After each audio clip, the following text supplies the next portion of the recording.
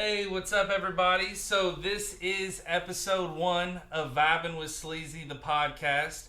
I have my boy Sean P, a.k.a. Sean Patrick O'Brien, a.k.a. Referee Man Bun. He is a professional wrestling referee, and this is the first episode of my podcast. So I want to welcome everybody.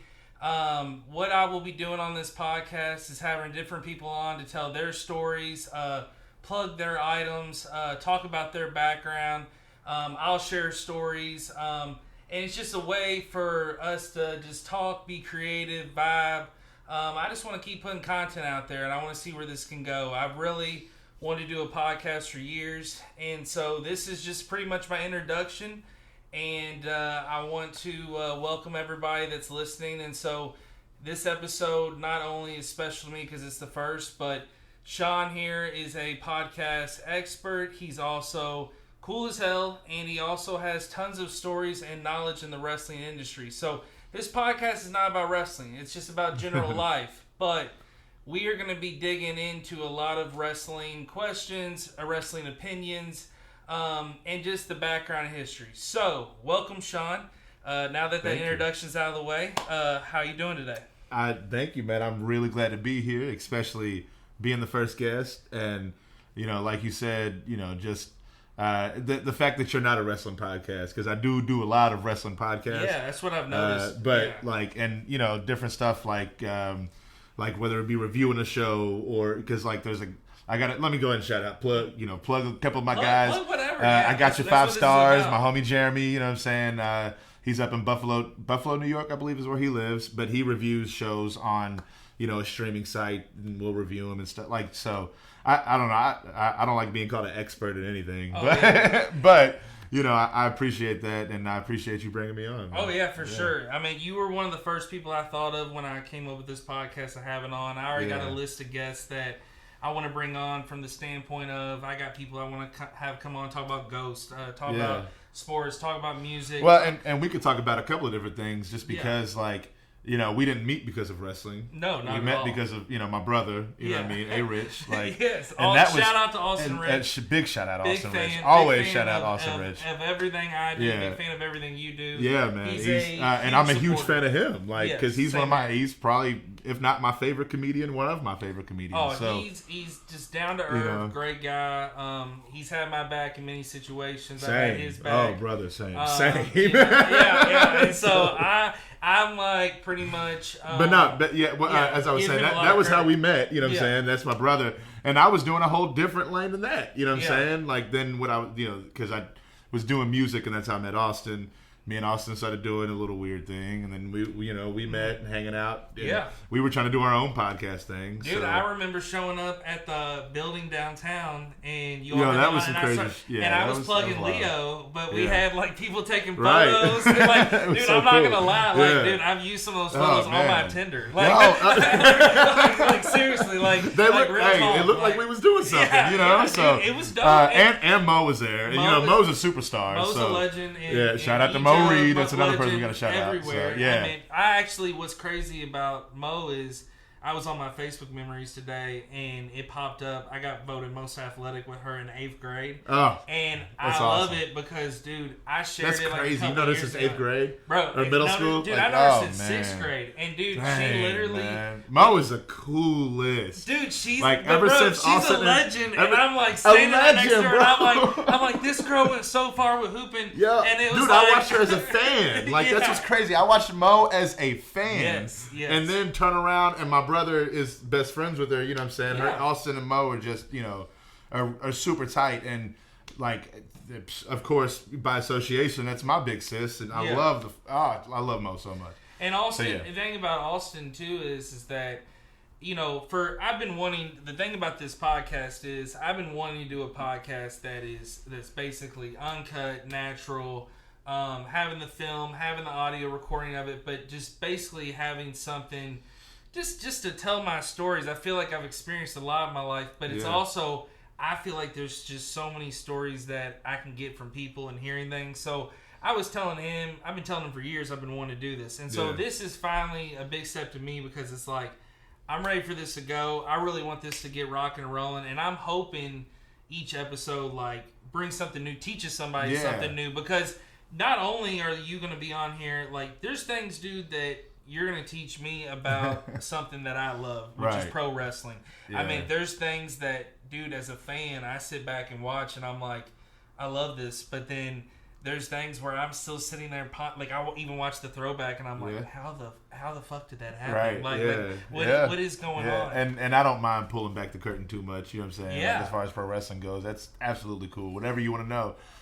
But what I was going to say, to your credit, as far as you doing a podcast, that was one of the things whenever Austin introduced me to you, was that Sleazy knows everybody. You know what I'm saying? Or everybody knows Sleazy. So I'm definitely going to be tuned in. I mean, I'm the first guest, so that's going to hold a very special place in my heart, period. Yes. But, like, a lot of people know who you are and stuff. And then once we became friends on Facebook, it was like, dang, a lot of people do know Sleazy. You know what I'm saying? But I'm kind of the same way, because I actually grew up on both sides of the bridge. So, a lot of Southern Indiana people seem like they have a lot of connections in Louisville. Yeah, well, yeah, and I literally went to school all the way up until the sophomore year, went to school in Louisville all the way up until my sophomore year of high school, and then we moved across the bridge to Jeffersonville. And then I finished my junior and senior year over there. Yeah. Went to Indiana University Southeast because my best friend from Jeff High, that's where he went. You know, so and all of that. Tons of people went. Went to that school. But I feel like because I went to school in Louisville up until my sophomore year, and then that was where I met like guys like Tezza Too Deep and like Rob Lee and like guys that I started my music career with once I started doing music. I met them at the Performing Arts School, then got kicked out and went across, because that's actually what happened. I got kicked out. I was not a school type person. I was very social, guy. And so I was kind of the same way. Yeah, my GPA, because Manual's a smart school or whatever you want to call it. Very strict. Yeah, very, very strict on a certain GPA and all that. And so, and credit to Dr. Glasscock, who was the vocal director at YPass and all of that. Like, he fought for me to try and stay, man. Like, I mean, we're getting deep now. He fought for me to try to stay and all that, and I was just like, I kind of ruined that. But at the same time, I had some good experience over across the bridge. Dude, I gotta give you some credit though, dude. Your voice is incredible, man. Like, no, seriously, no bullshit. Like, I know a lot of people that have tried to sing or want to be a singer.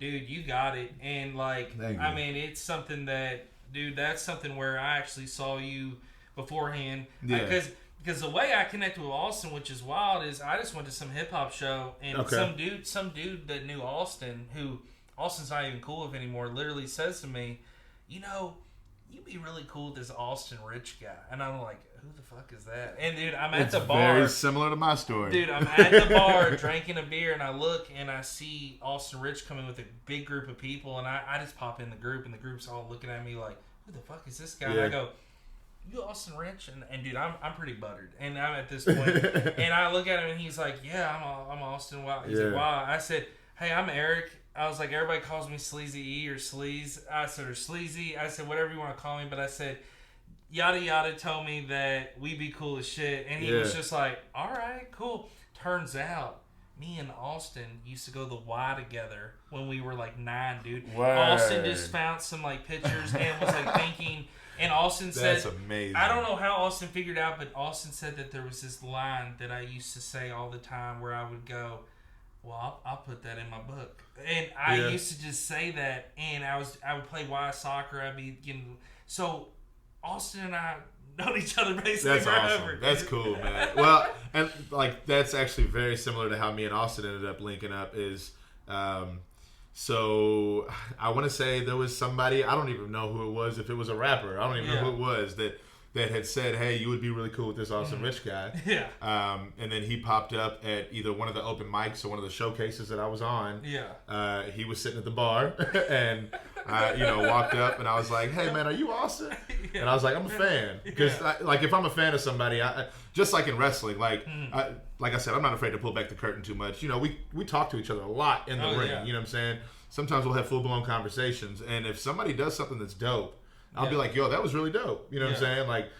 It'll look like I'm checking on them and saying, hey, are you okay? That's not what I'm saying. I'm like, yo, that was awesome. You know what I'm saying? But, stuff like that. And so Same thing with Austin. When I met Austin, I was like, yo, man, like, I'm a fan. And he was just like, yo, that's cool. And I was like, you know, whatever. And I think I might have ended up singing that night. And he was just like, I'm a fan too now. We ended up outside hanging out, you know. And then I think it was that weekend, because I want to say we met at the Vibe Up in Mike. I want to shout that out. I love the Vibe Up in Mike. I was like one of their maybe third headlining artists.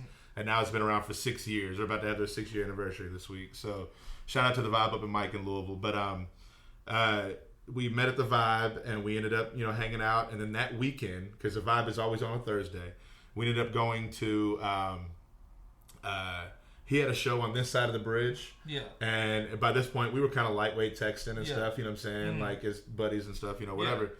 And he said something about picking me up. He came to scoop me, and we were at his show, you know, and it was him, Sasha Renee, who is the chick who runs the Vibe. She's the one who started the Vibe. She's a rapper in Louisville. Nice. And there was one other person, a poet maybe, Lance Newman, I want to say, was on it also.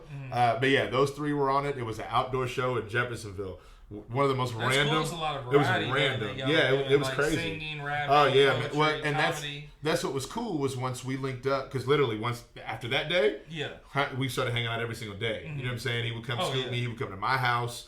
We started doing videos. We got jobs together. You know, like, because I was trying to get out of the gas station industry. I used to work at a gas station, and I was trying to get out of that. He got a job at a restaurant, and so I followed suit, and then he got a job somewhere else, and I followed him there, you know, so it was just... Dude, I remember waking up watching y'all do your videos. Exactly, dude, I'd be sitting at Leo, or I'd just be working at home on my laptop, and I'm like, I'm going to pop in, and it'll always be like, hey, what's good? What's up? Dude, you know? Everybody's like just like talking, like it's hilarious. Like people love to give y'all feedback. It was crazy how many people would tune in and watch, man. You all really did get and then credit to Austin. He did this on his own, but it was on the same wave of what we were doing at that time. He had a video that went viral, World Star viral and all that. Oh my gosh, I remember that. The Thanksgiving video. Yeah. You know what I mean? And that was a lot of what had to do with our following. And then we couldn't do a live feed without having like at least 100. Well, maybe not 100 people, but there was a lot of people watching at the time. People were the thing about they were into it. The thing man. about it was fun. That video is that you got comments that were like super into it, super mad, super offended. Oh yeah. So what was great about it was you had all these people on the eyes of it, but like you have Austin sitting back like, I don't give a fuck. Like I just hit 1 million views. Like I'll try to be somewhat like not PC. That's not the right word, but like you know I would try to be somewhat diplomatic, I guess. Yeah. Austin, he doesn't care, man. He did not give a shit. And then if we weren't live and people were still trying to hate, you know, he would be in there. You know? Oh yeah, he would be commenting and then sub-commenting and like Austin. If he had time, I think my favorite response I see from anybody that's doing like creative content or they're selling merchandise or whatever, if someone comes in to their social media and hates either it's Facebook, Instagram, they always hit them back with this shit of, hey, thanks for coming, or like, hey, thanks for commenting. Like, thanks for that. And here's the thing: it's like you're killing that person with kindness because here's the deal: that dude maybe fucking hates your T-shirts that you made, or hates the hats you made, or the whatever the fuck you, or even the fucking podcast. They might hate this, dude. If I just write, hey, thanks for coming, or thanks for listening, it's like at that point they're fucking just like stuck. Like, what the hell did he just say? Yeah, you know, one of those type deals. So, yeah, man. Yeah.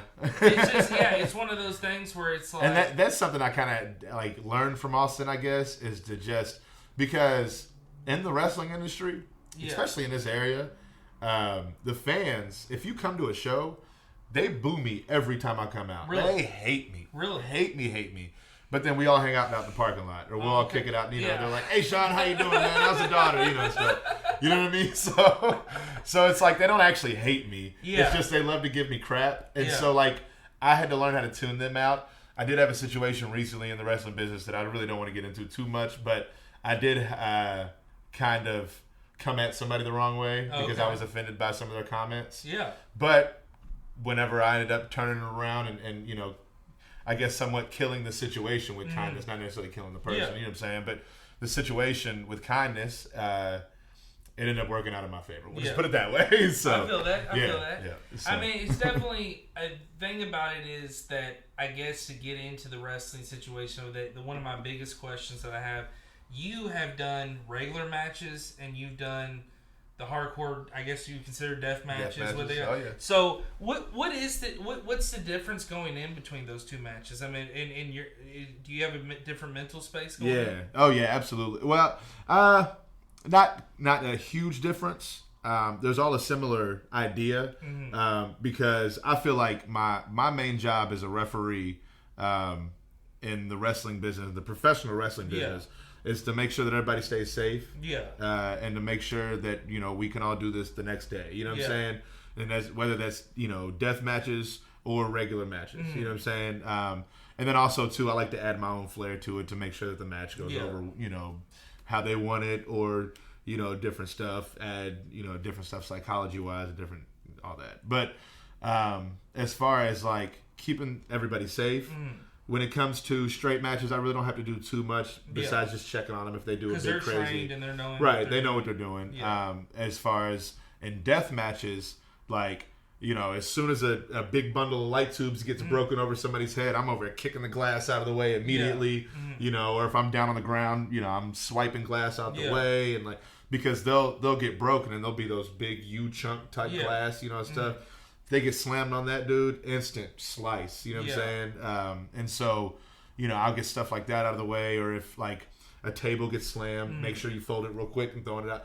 Different stuff like that. But then I'll also add my own flair. Now, when people get into death matches or want to be a wrestler doing that style, is it usually, did they start off as a regular wrestler and then they said, hey, I want to take this more extreme, or did they just say, fuck it, I'm going extreme? Most times they start off as a regular wrestler. The best way, they always say, is to get trained as a regular wrestler. But there are some guys who already have the mentality like that's what they want to do, because in this day and age and generation, a lot of guys grew up watching the DVDs of IWA Mid-South, which is one of the companies that I work for. That's probably that's my main home fed is IWA Mid-South. That was by Axel. No, Ian Rotten. Ian Rotten. Ian Rotten started that back in like 97, 96. Somewhere around there. It was a long time ago. Because he's a big legend in wrestling. Especially in that style. In that realm, right? Yeah. Him and Axel Rotten, Ian Rotten and Axel. They had Axel. That was his storyline brother, and all that, and also which is cool that they. I think it's kind of cool too that people don't realize. Like, I think people look at the hardcore deathmatch and they're just like, oh, fuck it, there's no storyline to it. They just want to beat the hell out of each other. No, that's not true. There's a storyline to it. Dude, the show that I literally just worked this past weekend, I was on a deathmatch show this past weekend, and the main event told a beautiful story just because they set it up. It was a double shot show. Yeah. And the first show in the main event, the ace of the company or whatever, John Wayne Murdoch, the guy who was probably their biggest, baby face and all that. He got jumped by the guy who he was in a match with later that night. Okay. In the main event. And and he came out, jumped him, messed up his leg. So John comes out of the curtain limping. Oh, shit. And it's like, and they were like, oh, crap, can John continue, and all that, because they had the show later. John comes out limping, and they're like, oh, no, it's the story, you know what I'm saying? Yeah. Plus, not only that, the guy he was going against, Brandon Kirk, is managed by his wife. And she's a talented wrestler in her own right. Wow. She ended up taking crazy. She took a brain buster onto a chair and got folded over the back. It was a steel chair. Yeah. The steel chair folded the back of it with her legs over. Yeah, it was insane. Oh, she's a really good wrestler in her own right, and so. And now when these. But what I was gonna say, they were able to tell a beautiful story within the deathmatch realm, still using light tubes, glass, and all that crazy stuff. Yeah.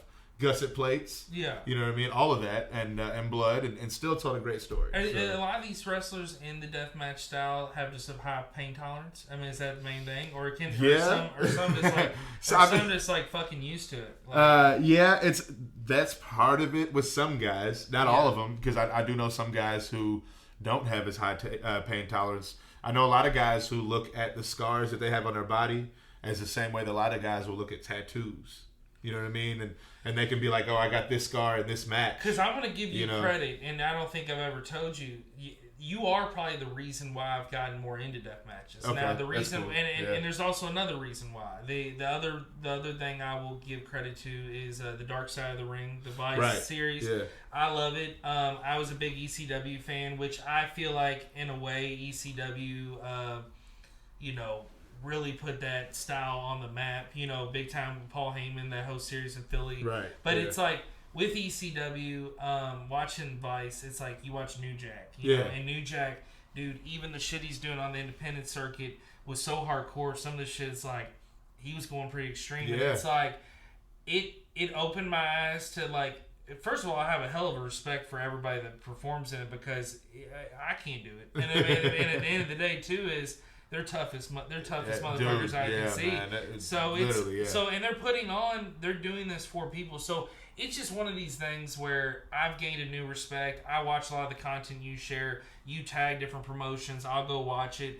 And, because I'm already, like, I'm not an encyclopedia. I'm not an expert. But I feel like I have tons of knowledge about WWE history and current. Also AEW, also ECW. But it's like, even New Japan. But it's like, when you look into... That's all brand new to me. And, and like me and my barber, he's a big wrestling fan. Shout out to Frankie. He basically, him and I, like, we talk about it too, and I've shown him matches that you shared, cool, and man. It's like, it's incredible, like, what these guys go through. Oh, yeah, and well, what's really, really cool is how it's really starting, pro wrestling has opened up, like, it's really a good time to be a pro wrestling fan and to get into it, because it's opened up like it never has. There's more places for guys to work, more ways to watch than ever before. Literally, it's just a matter of forking up $10 a month, for certain streaming sites. Because even like the New Japan, like you mentioned, WWE and all those, they got the network and all that. But then, like, the reason why I'm able to get seen a lot is because they have a website called IWTV, and Independent Wrestling TV, and they have maybe 200 promotions. You know what I'm saying? Yeah. And some of those have. Like IWA Mid-South, dude, you can go back and they have shows going all the way back to 2000. See, that's what's cool as fuck is that it's like, number one, there's an archive. Number two, it's like each performer, everybody can build their own legacy by saying like, hey, go check me out in 2017 here, or check me out 2019 here. Another thing I want or you to just not only that, but like the culture these days is the gift culture. Yeah, and like you could scroll and see a lot of people gifting.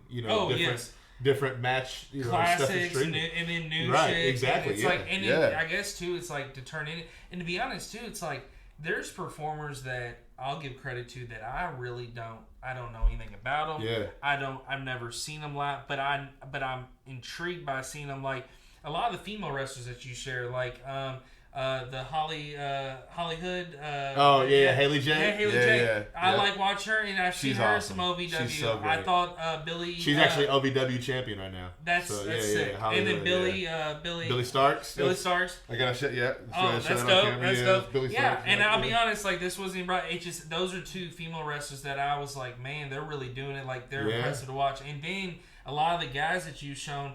The one dude that he actually made World Star 2, the one that had the Shane Mercer. Shane Mercer, very impressive. Yeah, he was on World Star Sports Illustrated with the spot that he did with the bleachers and stuff. Oh, that was nuts. And then Mance Warner. Mance is my favorite wrestler among any company. Okay, like Mance, that's what I tell people. I have never seen him live. I've seen him just through YouTube and stuff. But I'm gonna say this.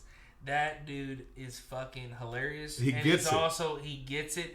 He is. And his matches. Have you seen a lot of clips of his matches? I'll say he's up there on MJF level. Have you seen a lot of? Oh, definitely, absolutely. Because I know that because he put MJF out. No, they had a lot of. They had. Wasn't the last? They had match? Storylines. Their last match. I think one of his last matches is somewhere. I think it was hardcore. I think it was a hardcore one. MJF versus Lance. Or Mance, excuse me, Mance. Maybe I could be wrong. It sounds familiar. One of his last matches I know was with Mance. Because I think MJF was on contract with AEW and MLW at the same time. Yeah, you're right. And they were trying to finish. There was that's overlap. Exactly what happened. Yep, you're right. I thought that was really cool. Well, they had an independent rivalry. They had an independent rivalry going back. So it started at I want to say the first time that they ever touched was at Black Label Pro, which is one of the companies I work for. And then also, they have a match at IWA? I feel like they had a match at IWA, but I'm not 100% sure. But then also, too, they had a match at Black Label, I know. They had a match at AAW. It's a company in Chicago. You know what I mean? So like they've touched plenty of times up until he got signed, and MJF is now killing it. MJF he's incredible. He is. I'm such a huge fan. Such a dickhead, but like on TV, and I've talked to you before about it, and you said he's great backstage. No, he's a cool dude. He's a cool dude. Yeah, he would hate me saying that, but he's actually not a bad guy. Yeah, he's definitely, but he definitely knows how to be heel. He gets it. I mean, I've heard stories about him on Jericho's cruise, how he's like pissing off fans, like he's full in character. But to be honest with you, that's what you fucking want when you're in dealing with him. Like, you don't want MJF to be like, hey, what's up, buddy? It's like, you don't want it to be like John Cena. You want it to be like, hey, give me the shit, dude. Even when he was on the indies, he would never sell merch. Yeah. He would always leave early. Like, he would dip out right after the show, and then I would hear him cut promos where he would talk about how, I'm going to wrestle this match. I'm going to go get my beautiful truck, and I'm going to get the hell out of here. Yeah. You know what I mean? Like, dude, what's funny is like, just, I love his social media index too, man. Like he just knows. He knows what he's doing. It. Yeah, he gets it. Yeah. He knows his character. But going back to what we were talking, Mance is the same way, and that's why when I met Mance Warner in 2017 at IWA, I was like, that's now my favorite wrestler. Because hopefully my video's still working. But I will say this: this is my Mance impression. Exactly. That is the most funniest. Yeah, man. That's the most funniest impression. And I'll be honest, I just think. For two people that I have no fucking clue, and I know you've had interaction, it's like, I think that's another thing cool is that, dude, the way AEW is using so many people off the independent circuit, you know these people. Right. You're working with these people. You're seeing these people develop. And so, like, I mean, you're huge, you're buddies with, damn, I'm going blank, with, little dude. Marco? Marco. Yeah, Marco Stunt, And Marco is basically became, like... He's a star, man. He's a star on AEW, and the thing about it, too, is like, that dude can take a bump like a regular dude. And brother. That's the thing about it. It's like... I used to see him get murdered all the time, bro. Yeah. It was... He's just tough. It got to a point where he was getting beat up so bad that he would have conversations with me about how he thinks... that he doesn't know how long he could do it, type stuff, and thank God his contract came along and all that. But at the same time, like, that was a real conversation, and it was just like, man, it was not just me, but there was a lot of people around him telling him that he just needs to learn how to say no, But like, Marco loved that kid to death, man. That's somebody I consider a little brother. He was coming to IWA. Actually, his first show at IWA, he broke his arm. Good. And that was one of the first matches that I ever had to like stop. You know what I mean? Like, and it was weird. But we ended up. He went straight from the show to the hospital, and he was out, a good little while, and had to get screws in his arm. And then once he started coming back around, he actually would crash at my house. And we would go out to bars and we'd sing karaoke and Brother. Yeah. Talk about a blast, because I have a singing background too. And Marco can sing. And so we would go out, I think he sang on AEW, didn't he? Yeah. So Marco could sing. He could sing. You want to talk about a good time? Me and Marco at karaoke, it was always a blast. That's awesome, dude. That's awesome. Because everybody's like, dude, is this kid 12? You look at him on TV and you're like, man, like these dudes are he's like 25 now. He was like 22 then. You know what I mean? So he looked even younger. Got the curly hair, and it's like the hair down to his back, which is hilarious. And he didn't have that then. He just had curly hair. But he just walks around AEW like, and I love too that it's like he's not in the match. He's still getting involved somehow. He's pulling on a foot. He's doing something. So I wanted to ask you. I have a list of some wrestlers, and I'm going to be honest with you. I'm more, when it comes to wrestling nowadays, I'm more leaning towards AEW. I still stay current with WWE. Same. But there's AEW is just more, I can watch it. I can be interested. And I'm going to be honest. I have tons of respect for Vince McMahon as what he's done for the industry. But the dude is not current with what wrestling needs, in my opinion, today. Like I think what he's doing is creating dreams still for people and doing it. And and he still has that platform. He still has that platform because WWE is a multi-billion-dollar company, and it's and it's so got I'm not going to say Fox that, and USA and NBC and all this. So. I would never hate on him, right. even if I was in the industry. I wouldn't say anything bad, of course. But me being completely out of the industry and just being a fan, I will say I gotta show him respect from that aspect. But I will say this: Tony Khan, AEW, Cody Rhodes, the Young Bucks, everybody. They are in tune with what wrestling needs right now. They're involved, and I just love what they're listening. They're listening to fans, but they're listening to independent circuit. Yeah. They're listening to promoters, and they're also too. They got their ears to everything. And you have the great. In my opinion, probably top 3 greatest wrestlers of all time. And some people would definitely argue with me, but Chris Jericho being so involved with the product, dude. He just did Talk as Jericho today. He released an episode. And that's kind of where this podcast is based on. Okay. I'm not going to be wrestling. He's had Impractical Jokers on. Right. He's had different people on. So that's the style that I really like in a podcast. I love Talk as Jericho. It's and a good podcast. The action figures that he was talking about today that are coming out. He's a big involvement, a reason why that's happened. And that's important. Yeah. Dude, you think about WWE, if they literally announced today, they got on TV and they said, we're never going to put a TV show, pay-per-view out. All these guys are fired, they can go wherever they want. WWE's gone, Vince is done. Everyone would still remember it, and there would be legacy, not only because of what all they did, but action figures. Yeah. That's the main thing. And I loved what they did, and I know it's because they didn't really know how to use them at the time, but Matt Cardona and Curtis Axe, or no, was it Kurt Hawkins? Kurt Hawkins. Yeah, yeah. We're doing basically the action. I think show. His name is Brian. Brian. Yeah. Now he switched it now. Now it's Brian. But it was Brian Myers. But that show was great, and I'll be honest, those two dudes were genuine. They knew what the fuck they were talking about. Like, I'm a huge collector in action figures, sports stuff. So I once I saw that, I was like, I could watch this shit all day. So I think it's cool, though. I will give WWE credit from the standpoint, if they're not using someone on the actual main product, or even on back when they used to have Heat and Velocity, all those, it's like, dude, they're gonna put them on some internet show. Oh, and so that's they're gonna get seen. You're gonna get seen regardless somehow. They're paying them for a reason. They have a huge platform. It's a multi-billion-dollar company. Yeah. They have these contracts with literally all the top companies in the between Fox and NBC. You know what I'm saying? And now you have freaking, which has shocked me. You have Tony Khan coming out saying he'd be open to WWE and him doing a collab. And I think you have to. In this it might happen one of these days. And but I'm not in a rush. That would be insane because what AEW is doing right now with the whole Impact crossover stuff. And, I like that stuff. I like it too. I hope it leads to more opportunities. I think it is too, but I hope it leads to more opportunities for more Impact guys to come over to TNT. You know what I'm saying? That's what I'm hoping for because I have whereas we were talking about I have friends at AEW. Yeah. I have even more friends at Impact. You know what I mean? And they're not, and I don't feel like they're Impact, getting the TV publicity and that they dope, deserve. Man. Impact is a great product.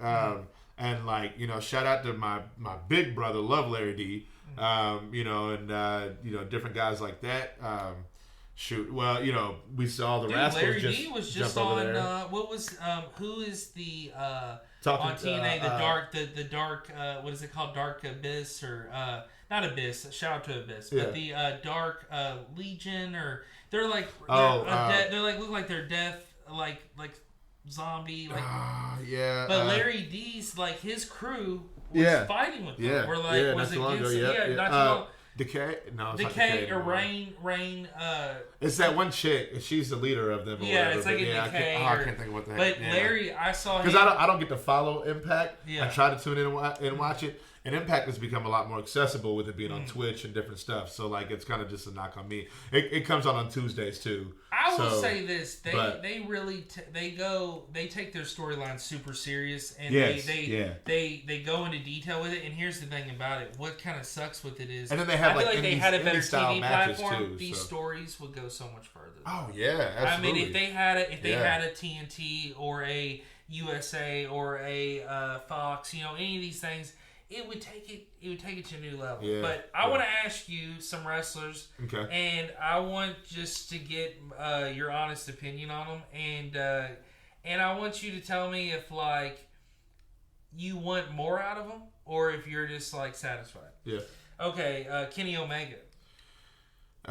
Kenny Omega, I think. I don't know.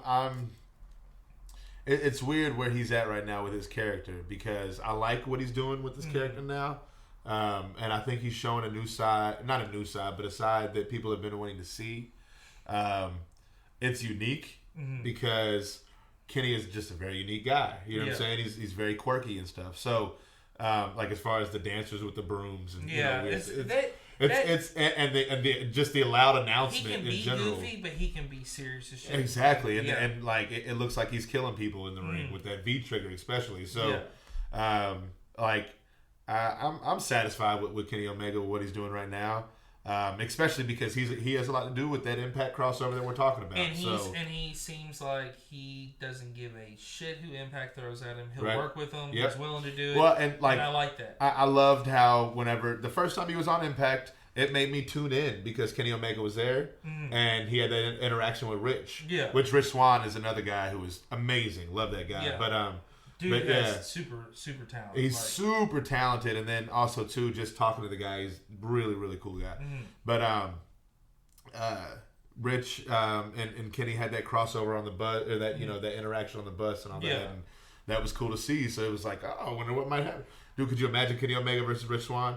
No, it'd be insane, brother. Yeah, so it would be, and that's the thing about it too is that people are so quick to see these guys at Impact, don't realize like. These guys have fought big time names. That's another thing. It's like it don't matter what promotion you're on. You've probably fought somebody fucking really talented. Dude, people like pro wrestling. The bubble is actually really small in the grand scheme of things. Yes, there's a lot of places to work, but a lot of times you'll see a lot of places. Especially it used to be in this area. There was like 8 different promotions running at the same time. Yeah, and 5 of those companies would use the same people. Big Show and Goldust literally lived in Park Laureate on Stony Brook, right there, like 5 minutes. Oh wow! 5 minutes from where we're at right now. Yeah. And a lot of people. Well, this area has a lot of wrestling history in general. You know what I mean? OVW, everything. Yeah. It's like and everybody that went that through it. In Memphis or the USWA in the Gardens. So dude, the Gardens, they have like a throwback Louisville store. I'd have to figure out the website, but basically they sell all kinds of like river frogs, all that kind of stuff, and they have the old Gardens T-shirts that basically have the wrestling on there. So it's basically it's a site. So basically they have like Louisville Redbirds, all these things. And they made it their own Louisville Gardens throwback wrestling design shirt. I'll try to find it. Yeah, because I'll tell you what. And I know another guy who will probably want one of those shirts dude, too. It's hard. And it's a site out of Louisville. I don't really know the guys, but I end up buying River Frogs and a Redbirds. Dude, I used to go to River Frogs games back in the day. Dude, so I literally just cleaned out some stuff, found some old River Frog pucks and stuff. Nice. I loved, dude. River Frogs were classic. I wish they were still around. They were awesome. Yeah. Okay, I gotta ask you about Darby. What do you think about Darby? I'm a big fan of Darby. Yeah, I'm a big fan of Darby. Do you like the skateboard aspect? Do you think that's? I've never seen that in wrestling. It's him. You know what I mean? I know that he always has a skateboard around, whether it be because like he'll carry a backpack with his gear in him, and he'll have his skateboard. Is he the type of dude that would just be skate? Yeah, he'll just skate around whatever city we're in. Because like it's not like I travel with dude or whatever, but like he would work at Black Label Pro and stuff, and that's him. He has a skateboard, and if he got bored, he would just go out back. He's he's like as far as. He's exactly what you would think he would be backstage. Very secluded, Does he do his own makeup? Yeah. I don't know about now. Now he's on TV. It could be different. You know what I mean? So, because I do know wrestlers who, like for instance, I'll go ahead and shout out one of my best friends in the business. Everything.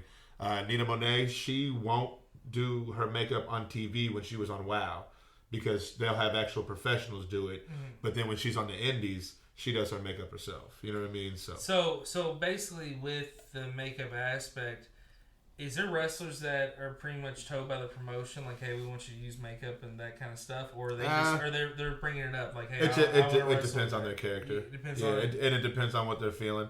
For instance, I know one of my favorite people, favorite wrestlers, Congo Kong. That's been something he's been doing since before he was Congo Kong. Yeah. Was putting face paint on, and then he ended up working for the Juggalos. This is kind of the story how he became Congo Kong. He started working for the Juggalos. His name was kind of hard to say, and so they were just like, "We're going to call you Congo Kong," and that's how he became Congo Kong. And then he ended up on TNA Impact and all that. Have you refereed anything? I've never ref for him. I've always heard fun stories as far as reffing for. I bet it'd be wild for them. Yeah, I want to. Dang COVID, you know what I mean? Yeah. Pandemic and all that. I was gonna go to the gathering this year because Nina was going to the gathering. She was booked on the gathering last year, and I was planning on going this year with Girl Fight because Girl Fight is one of the all-female promotions I work for, and that's actually ran by Madman Pondo. Oh, okay. And Madman Pondo is huge in the Juggalo community and stuff, and so. I was planning on going this year. Well, I guess last year. I've never been an ICP or like Juggalo fan per se. Oh, I haven't in different. But I will say this: I respect how well they do, like from wrestling standpoint. I've seen some of the stuff they do, and they're fans, and they know what they're doing. They take it serious. And it's funny to see some of the Juggalo things. It was funny seeing the Workaholic collab episode they did. It's funny seeing it because it's like. Like I said, it's a culture, and you got to pretty much it's something I probably would need to learn more about, and understand. I also was such an Eminem fan growing up. I was like, fuck ICP. I was like, Eminem runs Detroit, bitch. I like going hard, but it's like. But I had a homie though who I think it was a homegirl way back in the day. We were church friends or whatever, but she was an ICP fan lightweight. She was an Eminem fan, a bigger Eminem fan, but she also listened to ICP. And that was how I heard chicken hunting and different stuff. And I was like, this is entertaining.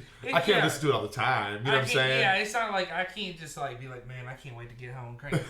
I'll be honest, I probably haven't listened or even heard any of their stuff really to even say. Well, they had a song with Jelly Roll recently that I dug. That's probably the most recent thing that I can tell you that I like. But Jelly's definitely, especially on Facebook, he's doing it. And dude, another thing about Jelly is his wife's bad. Oh, dude. Yeah, man. Yeah.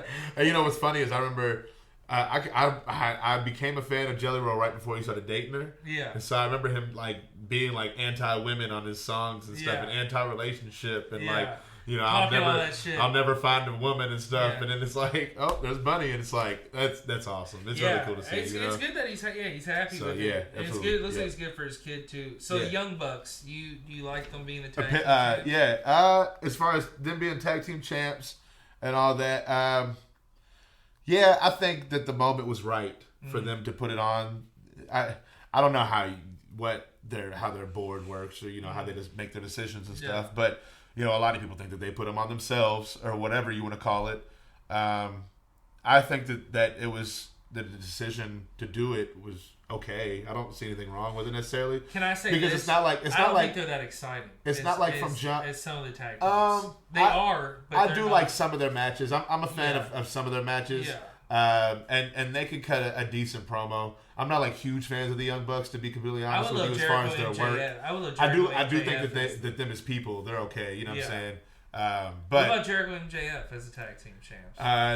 That'd be nuts. That would be amazing. Absolutely, because I love when they tag together. Who do they tag against? They tagged against it was Airwolf and their brother best friends. Darius.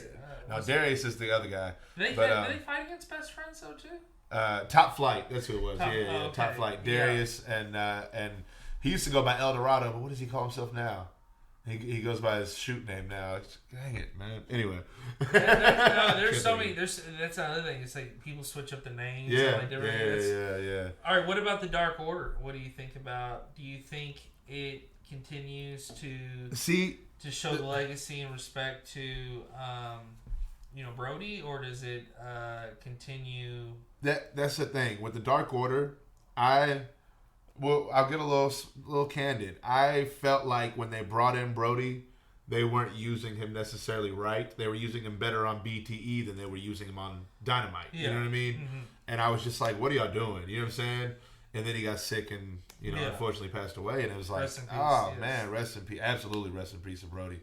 But, and so I wasn't the biggest fan of the Dark Order. Mm-hmm. However, once he got sick and Colt Cabana actually on the Dark Order is wild too. Because we all knew he got sick after he passed, more or less, so and once he passed away, that was whenever I started to really kind of tune into what the Dark Order was doing on BTE, and they were doing some hilarious stuff, bro. Like some really, really funny stuff, especially John Silver, which I knew John Silver had a bunch of personality because on the indies he would do like a Mr. Meaty gimmick and like, he would like swivel his hips and different stuff. Be and, silly.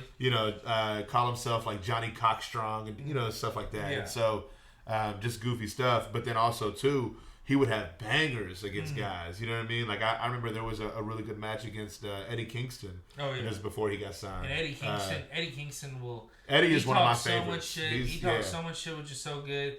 And to be honest with you, he gets you so hyped for a match. Oh, And he wants you. He's another MJF style person. Like he knows how to work a heel, but you also just like you don't want to fuck with him. No, that kind of deal. It's like he looks like he's really messing people up whenever he hits them. Yeah. I mean he's tough. Yeah. Now, what do you think about Team Taz and mainly Brian Cage? I mean, I'll be honest with Brian Cage's situation. Dude's tough. Dude's big. Yeah. Dude got a lot of hype coming in, but I've told my buddy Frankie, I've told others before, very talented guy, like definitely is in shape, but it just seems like sometimes that his matches can be a little bit slower, or be a little bit more of you kind of know what style these moves are going to be. Yeah. I'm wondering though, like, in my opinion, did they put him with Taz? Not only because Taz knows how to run a great promo and he's building up that team, but it's like to work on Brian Cage's like submission and shit. Because I really think that's the case. Yeah. Because I think he's talented, of course. Like I'm not, and I wouldn't be getting in the ring with Brian Cage myself. But I'm saying he needs a little work in my opinion. Like a big critique of Brian Cage's before he got signed by just because I listen to so many different wrestling podcasts and stuff. Yeah. A big critique of his was the fact that for a big man, he would, take stuff from people smaller than him. Like he would get powerbombed by people smaller than him, or get picked up by people smaller than him, or different stuff like that. Or even selling for them, you know what I mean? Just getting beat up by us. Like there was some people who used to say Brian Cage should never even be knocked off his feet. He's so big, So that was a big critique of his. Yeah. I could see Taz being put with him because Taz has always been larger than life as far as his in-ring ability. He looks like he's messing people up with his suplexes and choking people out and submissions and stuff. And then, like you said, his promos are great too. Brian Cage can cut a pretty decent promo. You know what I'm saying? But it could use some work too. You know what I'm saying? So. And talking about a guy like Taz would be a great mentor for somebody like Brian Cage. And in some guy with that size, I'd say he's more on the muscular side of I need to demolish, get through these people. But somebody that just something I do while I'm doing real estate school, or I've been working on the podcast or working on anything in general. I watch old wrestling videos, and I not even on the WWE Network. I'll just YouTube a bunch of old stuff. Yeah. And what I'll do is I'll pick a lot of wrestlers from back in the day, a lot of classic ones. And I'll watch their own matches, but I'll also watch not only their shoot interviews, but how they'll what they'll pretty much like what wrestlers have talked about them. It's something that have passed away. Right. So sometimes I'll watch a collaboration of a bunch of shoot interviews where they're talking about a wrestler that passed and all their experience with them. And somebody that was such an interesting wrestler, and I get your thoughts on it, was Viscera. Yeah. And to be honest with you, at his size. If you look at Viscera growing up, he started off in the 90s when we were just kids, and he wins the King of the Ring. He's this humongous figure, nobody can take him down. Men on a Mission, wasn't it? Yeah. And he could literally take down Yokozuna. He could take down anybody. Viscera was the biggest guy, and Vince loved him. And a lot of people also. Vince always has had a thing for bigger people. He wants that big spectacle. But it's with Viscera, what was interesting is, a lot of people don't realize he came in and fought Kevin Nash in a match, and he jumped on Kevin Nash's back and did a big splash. And dude, it literally at that time, Kevin Nash is one of the biggest wrestlers out at that point. And dude, Kevin Nash said it, like, stretched his vertebrae out. Yeah. Like, it basically, like, because it's so much weight and pressure. Yep. And Kevin told him, and what had happened was Viscera had already injured a wrestler before. So Kevin went to him before the match and said, hey, I really appreciate you not to do that move. Yeah. Viscera says, fuck it, I'm doing it. Did it still. Yeah. And, dude, Viscera, when he went back, Vince went on him. And the thing with Viscera's career, you watch, he kept coming back and forth to WWE because I think they know he's a big figure. They can do things with him. But not only was he was a talented wrestler. I've heard some shoot interviews where he was normal, like seemed like a normal, nice guy. Oh, yeah. But it also is like, man, to work with someone every fucking week, every day, you're doing the same shit, and you're gonna just fucking ignore it. And he did this a lot of times. They said he would not always ignore direction. I'm not like talking shit. Right, I think he's one of my favorite wrestlers. I still love watching him. Yeah. I think like I love this ECW run there when ECW did its last run. Yeah. Like, dude, his highlight reels. Like if you go back and watch old they're great. stuff, great stuff. Like he's that splash, man. He would get air on it. You know what I mean? He was the big. He did big the as big he splash. is, as big as he is, it's like. And I'm talking like I don't know. Like I'm just hearing what I'm hearing on YouTube. And, so I have a lot of respect for him and rest in peace. It's like he's a hell of a wrestler, but it's just like when you hear there's a lot of old school guys that are like that too. Though, you know. Oh yeah, so, you hear the story about the Big other Van one Vader. Vader used to mess people up. Oh, they said Vader didn't give a shit, and they say too the thing that the one person that's blowing my way, she had a Dark Side of the Ring was the old chick. Sharon Martel? No. Muda. Moolah. Right? Yeah. I mean, Moolah, they said she might have been sex trafficking people. She might have been like... That's the rumors, beating these chicks up. Yeah. And then the thing about it, too, is with her, it's like, you watch her, she had a huge career. She did so much wrestling. She should be... I mean, I think it's bullshit that she's not a Hall of Famer. Yeah. But she was doing... some weird, goofy shit towards the end there in her career at WWE. And it's like, that's another thing. It's like, if you don't manage your career right, you could be the biggest star for 20 years. But, WWE might always be there. But it's like, they might take your pride with it. They might make you do some goofy shit to get that paycheck. And that's, I mean, there's plenty of interviews and podcasts about that out there, you know? For sure. Yeah. No, but it's just very interesting to me.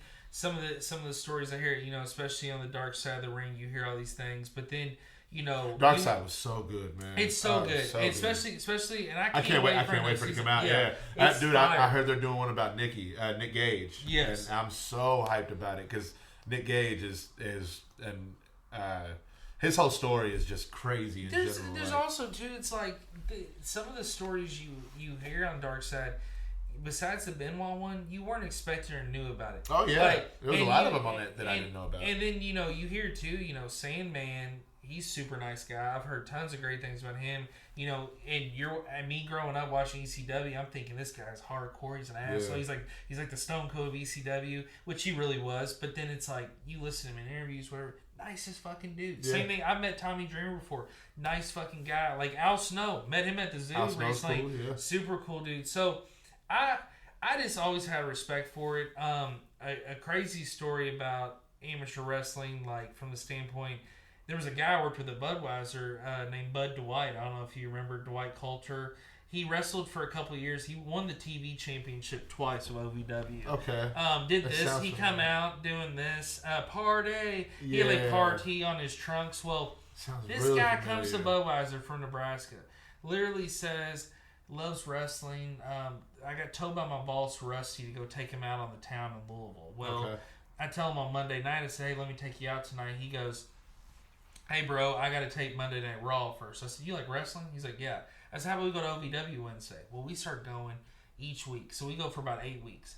Well, my dad knows Dean Hill at OVW. So my dad introduces Dwight to Dean Hill. Dean is really cool too. He's cool as shit. Cool. And he's so cool. Him and my dad are super tight. They did business. Which we can talk about this in a second, or whatever you want. But I got the fortunate chance to work for OVW finally.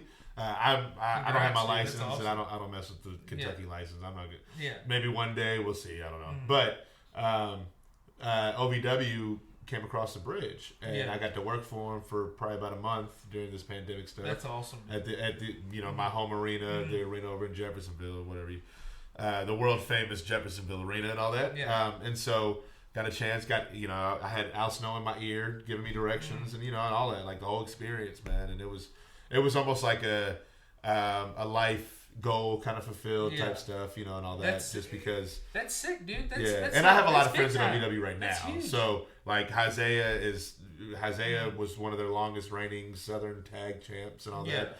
That's my big brother, mentor, whatever you want to call it. I can call that guy for anything, and he will ride for me to the day that I used to come on me and Austin's live feeds back in the day. Oh, you know what I mean? So super close with him. Holly Hood, like you were talking about, is at OVW. She's, as we call each other, bestie. Like in the ring, she'll joke about it, and she'll try to cheat or do something, and she'll be like, "Come on, Sean, I thought we were besties." That's my dog. Uses it, so that's awesome. I mean, because it's OVW. But no, OVW's working legacy. there. It's a story. Working there was a bucket list thing, because I used to go to OVW when I was in.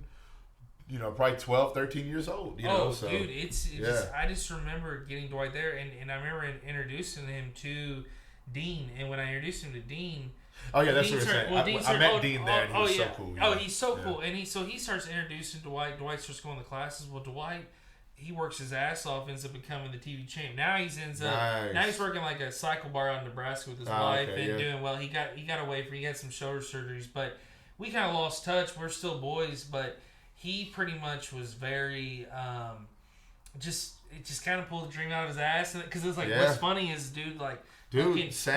Like week That's 4, how I got started. Week 4, I literally just pulled a dream out of my ass. You just wanted to do it? Is that what you just wanted to do? So I guess my story started because my cousin's husband, Corey, he is a wrestler. He doesn't really wrestle much anymore, but at the time he worked for a company and kind of booked for a company called UWA. Yeah. And started going to shows with them. All I know outside of wrestling was the mainstream WWE. That's what I grew up on. Yeah. Didn't even really know much about ECW or TNA or any of that stuff. Like, I didn't really pay attention to it. Yeah. It was strictly WWE, WWF, and WCW. And then OVW, being here in Louisville, it was like, oh, okay, I knew that connection. A local promotion. Turns out, ended up, like I was saying, the first OVW show that I went to was up in Scottsburg, Indiana. Okay. My grandpa had booked OVW at the Firehouse, up in that area or whatever, because that's where they lived. We went, and then since he had booked the show, we were hanging out afterwards and stuff. Met John Morrison, and he's like breakdancing with my little brother. Me and him are 10 years apart. You know what I mean? So I was, I had to be probably 15 or 16 at the time, and so if I was he was probably 5 or 6, and maybe even younger than that, and he's sitting there breakdancing with John Morrison. That's awesome. It was cool, and then having a conversation with Matt Morgan and all these guys, and I'm just like, this is really cool. Like I could maybe do this one day. But then I looked into OVW, and it was entirely too much money. I was already kind of on track with the music thing. I was because I sang with Louisville Youth Choir, which was like a branch of the Louisville Chorus, and stuff. And so you're more just like wanting to do singing and just be a fan of wrestling. I was focused on focused on the music. I wanted to be Sean Patrick, the R&B country, whatever lane I found myself in, and I ended up choosing the R&B because I'm a hip hop head at heart. Yeah. And since I'm classically trained and stuff, and I know how to sing and stuff, it was like, all right, cool. Maybe I can, create this lane and be like a, white boy Nate Dogg or something. Yeah. You know what I mean? And that was kind of where I was going, the direction I was trying to go. And then, or more like a Post Malone type vibe. And so when the music thing, when you pretty much decided like, hey, I'm gonna take a break from the music, you were like, I want to get into pro wrestling. Like, is that? Well, I was doing the music at the time. I started going to UWA shows. And, Corey was involved. He worked for the company and stuff. And so I would always be, I would be in the crowd and I would get into it just because, pro wrestling's amazing. I love it, Yeah. And I'd be getting into it, and I'd be getting in the heels' faces and stuff. And security, who was my cousin Nick, Kimber, my cousin, his brother, what I mean? Oh, okay. He would come over and be like, hey guys, and all that. Yeah. Not necessarily break it up, because it's not but having fun with acting like, I was going to maybe do something, or just in case the wrestler might have touched me, and I might have, you never know. That's good shit. That's fun shit. But I would be there doing that, and I would be hanging out after the shows, waiting on Corey to get done or whatever. Yeah. And like the heels would be like, "What's this guy doing over here hanging out?" Yeah. Like, oh yeah. Is he trying to beat me up? Yeah. Like, because we were just and all this stuff. So one day they were doing a battle royal, and somebody, just for the aesthetic view or whatever, they pretty much threw me a ref shirt and was like, "Hey, just stand around the ring, and if somebody gets eliminated, tell them they're out."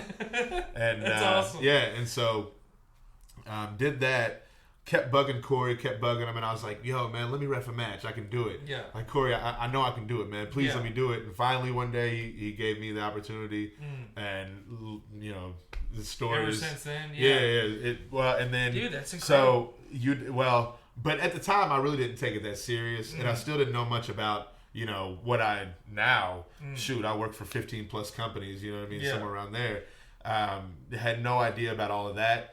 And really, I didn't even really know much about IWA, except for the fact that a lot of those guys used to talk crap about IWA, and it turns out it's because a lot of them could never make it in IWA. Okay. But a few of those guys used to talk crap about IWA, and so I always just had a bad taste. Well, not even bad taste, but just like a bad opinion. A bad view, a bad perspective, or whatever. But you didn't. I didn't know. Create yourself. I didn't know. You know what I'm saying? Yeah. It literally took. UWA closed down. I went back into the music stuff. Started opening for artists like Jelly Roll and Lil White. We were talking about that off air and stuff. Project Pat, and was doing stuff with a rapper named Eliezer Zev, who Alex is one of me and Austin's good buddies. And we were opening for different artists. That's actually that was when I met Austin, and we started hanging out every day. And then Corey was booked on a birthday show. Or it was like either a birthday show or a charity show or something at the arena. Yeah, I met a guy named Max Recon. Okay. Max Recon, AJ Kissinger.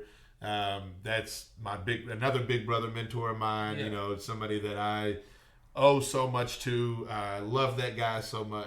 It's one of my guys. Max. I had a conversation with him, and he was just like, "Hey, man, like, there's not a lot of refs out here." At that time, it was probably about 2016, 17ish. Yeah. There's not a lot of refs that's taking it serious. There needs to be more, and who kind of realize their role in different stuff. Yeah. And then he kind of gave me some pointers about being a good referee and different stuff. We had like an hour and a half long conversation just talking about everything, getting to know each other and different stuff. Yeah. Cool dude, awesome, solid.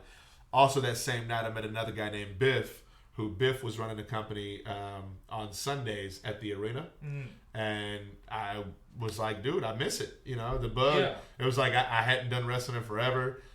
Some of the guys that I'd worked with at the old company that had closed down, I had some of their T-shirts, and when I would be at the Vibe or when I would be at Trixie's opening for artists or different stuff, I'd be rocking my wrestling shirts. Like these guys' wrestling shirts and stuff. And so. But shout out, you have T-shirts too online, right? I do now. Yeah. Pro Wrestling Tees. Yeah, Pro Wrestling Tees. Yeah, ProWrestlingTees.com/official SPO 502. You can get your own referee man bun T-shirts. Yes, cool. Make sure you get a shirt. For sure. Please do. Yes, some of that money goes to me. That website's dope too. That website's dope. Yeah. Pro Wrestling Tees is amazing. And it's stuff they do. So based out of Chicago. Yep. They do. They really can ship good anywhere. Work. Yep. Yeah. So, they do great work. But was at that promotion, which then led to one of the guys at that promotion was like, "Hey, IWA Mid-South needs a ref." I had already heard. At that time, I was hanging. This is how small the universe is, I guess, or whatever. How things fall into place. There was a guy at that time when I was doing music. His name was. Do you know Cam Adams? I know the name. I don't know. I have not ever met him. I know. A lot of people know Cam. Just like similar to us. But he was in. He's been in some of your videos that you. Right. But you performing. Well, not necessarily performing. Cam used to manage a lot of hip hop artists and stuff in Louisville. I'm trying to think. And used to always be around. Maybe I just heard this name. Yeah, you probably just heard Cam because Austin and Cam knew each other before I knew Austin and stuff. Case. Yeah. So Cam just always been around. A lot of people in Louisville are familiar with Cam, and we met each other through the music scene. Yeah. And now he's one of my best friends. And Cam was a big IWA Mid-South fan 3 years before I ever stepped foot in the door at IWA. Oh, okay. And he was always telling me, like, hey, man, if you want to take this serious, IWA is a good place to be at. And finally, which... Now, with IWA, was it like... how many fans were you thinking? Like, was it a huge fan base, or was it just loyal people? Well, okay. Here's the thing about IWA is if you YouTube IWA Mid-South, you can go back and watch old CM Punk matches.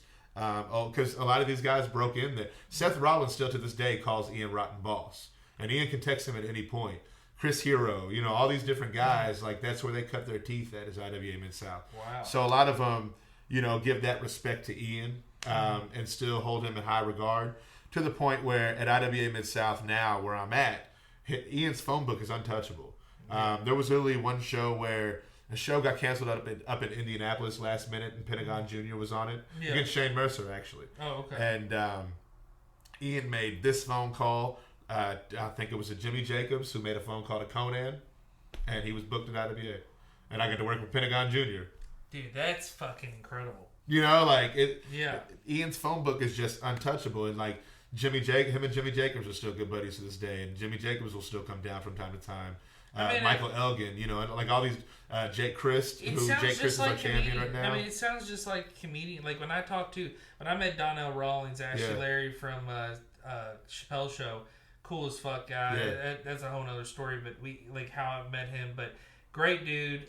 We're hanging out, and he was telling him and basically like his whole crew were telling me about how everybody in the comedy group knows each other. Oh yeah, they all hang out. No, yeah, it's like, similar. Yeah, and it was like that when I did music in Louisville. Mm-hmm. Because Louisville's small, but then the amount of musicians. Mm-hmm. And then I was very fortunate that I had I guess mentors in the music game that had their hands in every scene in Louisville, whether it be the hip hop scene out of Union Station, out of Blue Lick, or the hip hop scene in the Highlands, or the West End hip hop scene. Because I would do shows at all those spots. People don't realize they're giving enough credit to Union Station, Blue Lick. It's not the same. It's definitely not the same. I don't even think they do hip hop shows. I'll be honest. I've heard some crazy shit that's going down there now. I can't say it's true, but I've just heard it is not the same place. But I will say, back in the day, that's where people would go to perform. Yeah. Spotlight.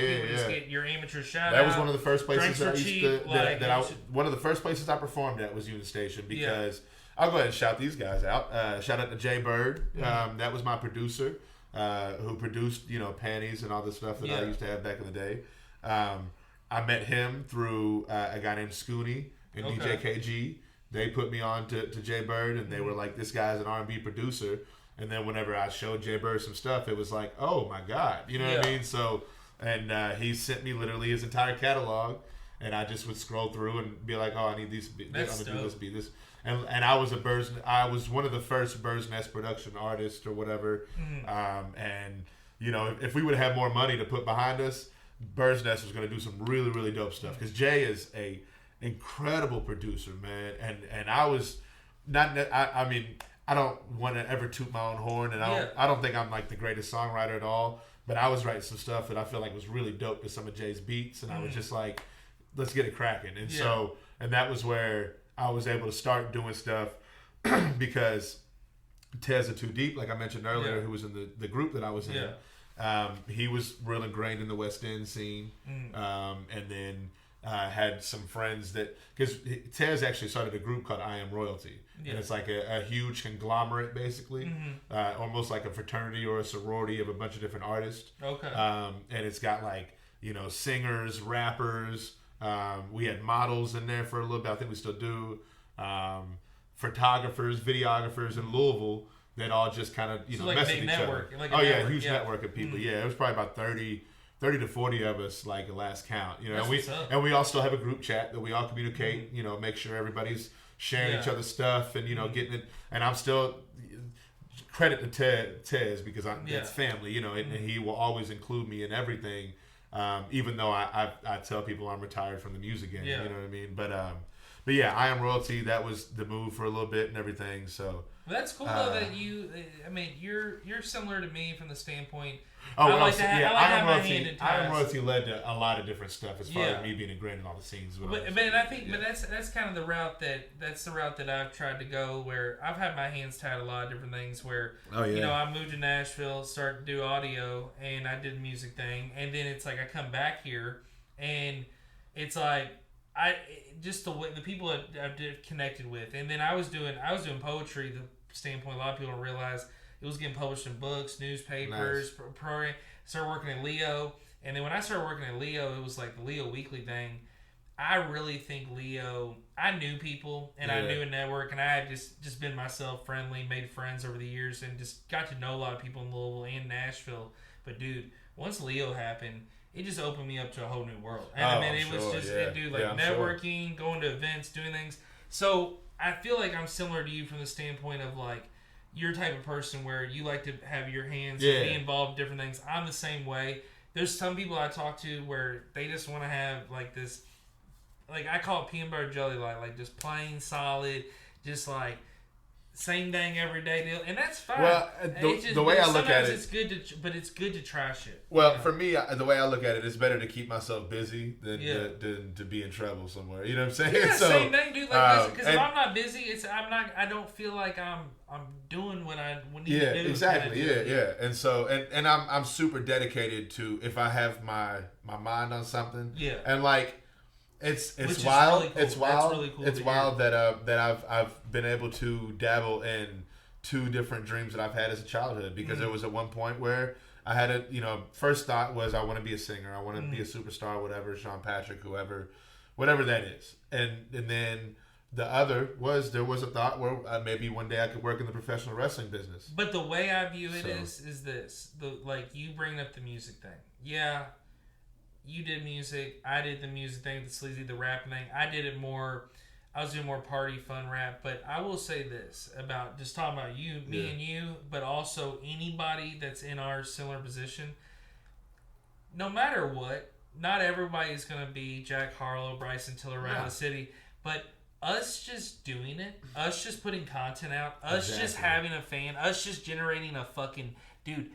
when I made money off this music, which has not been tons, but making money off selling merch I used to back in the day, or selling songs or streams and getting royalties back, that's a proud moment. And I don't give a fuck if I made a dime from it or not. Not even that. It's important. I'm simplistic enough that even just having people sing along with me is just a whole nother feeling in itself. There's people, my close friends, probably like, oh my god, I hear getting shitty 50 more times. But people know getting shitty. People I don't even know are like, hey, you do getting shitty, and I'm like, yeah, that's my song. Bro, that is the coolest fucking thing. It's a good the song feeling. I mentioned before, Panties. Yeah. I know that song because I've seen you perform it. Yeah. I had artists who would like hit me up asking to buy that song off of me. Yeah. You know what I mean? And then not only that, but like. Every time it was sung, it seemed like when the hook is easy. All I'm saying is I'm taking your panties off in the hook. You know, I call that my freaky joint, and I tell everybody I'm hoping to maybe somebody get laid tonight. You know, I'm trying to get everybody in this bitch laid. Like that's what But besides all of that, you know, it's something that the crowd can sing along with me. You know what I mean? And it's very easy to sing along. And sure enough, they do, bro. At the Kentucky Museum of Arts and Crafts, I had people singing, "I'm taking your panties off." Dude, shout out to the K-Mac. You can't tell me shit. Shout out to the K-Mac.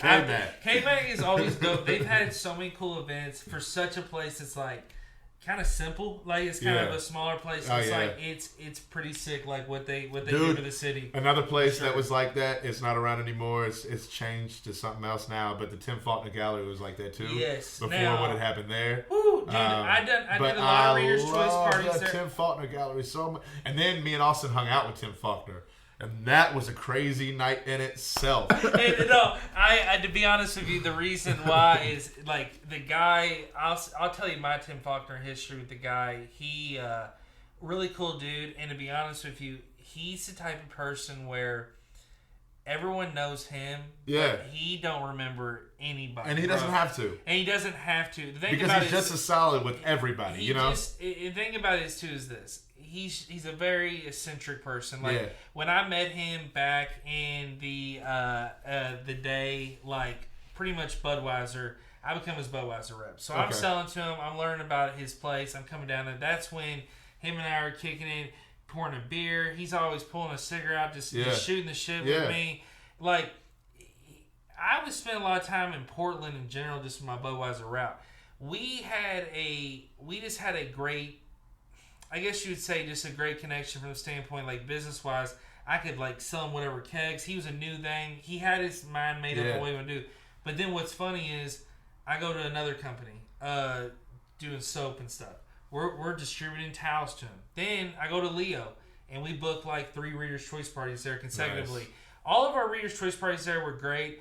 I have a lot of good memories there from the standpoint of like how well they did. Yeah. Now I will say this with Tim. Towards the end there, before he left the Portland Gallery, there was just things where I could tell he was getting overwhelmed. He was getting a little. He just seemed like they did have a tragedy happen. Tragedy happened. Man, it was unfortunate just because. Yeah, he was. That's right. That's the reason. And I guess I wasn't gonna go into it, but I guess now to bring that up, it's like he was overwhelmed from the standpoint of what happened in the city, and he told us that. And a lot of my people at Leo would go to the thing, and we did our best putting those parties on, and we gave our effort, and so his venue gave us the area to have space and everything. Dude, so it was a really sad, cool space. It was sad to hear him move out because I'm like thinking to myself, it's still a venue now. There were so many good memories, but it's just like I could just tell that last year after the event happened, he just didn't feel like he was the same, I guess, in a way, and it didn't seem like the situation. And maybe he was fine, but once he moved out, I ended up the company I'm working for now, Billside Properties, which I do real estate and real estate license, different things. Is what I'm working on right now with them.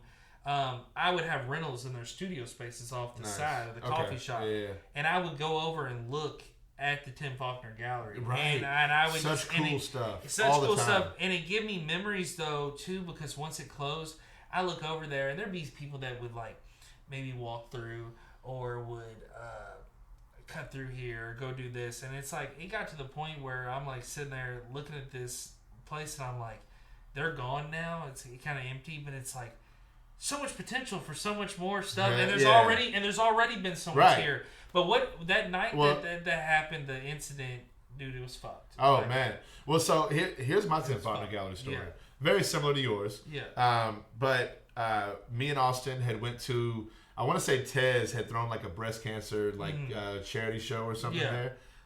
Because Tez would always throw the I Am Royalty themed shows. He would always be the organizer of them and stuff. And Tez had threw a show at the Tim Faulkner Gallery. I don't even think I was performing because I'm pretty sure I was pretty already ingrained in the wrestling stuff. I just happened to not be booked this weekend. And so me and Austin popped in. And like I said, since I wasn't booked, I was litty. You know what I mean? I was quite drunk. And so was Austin.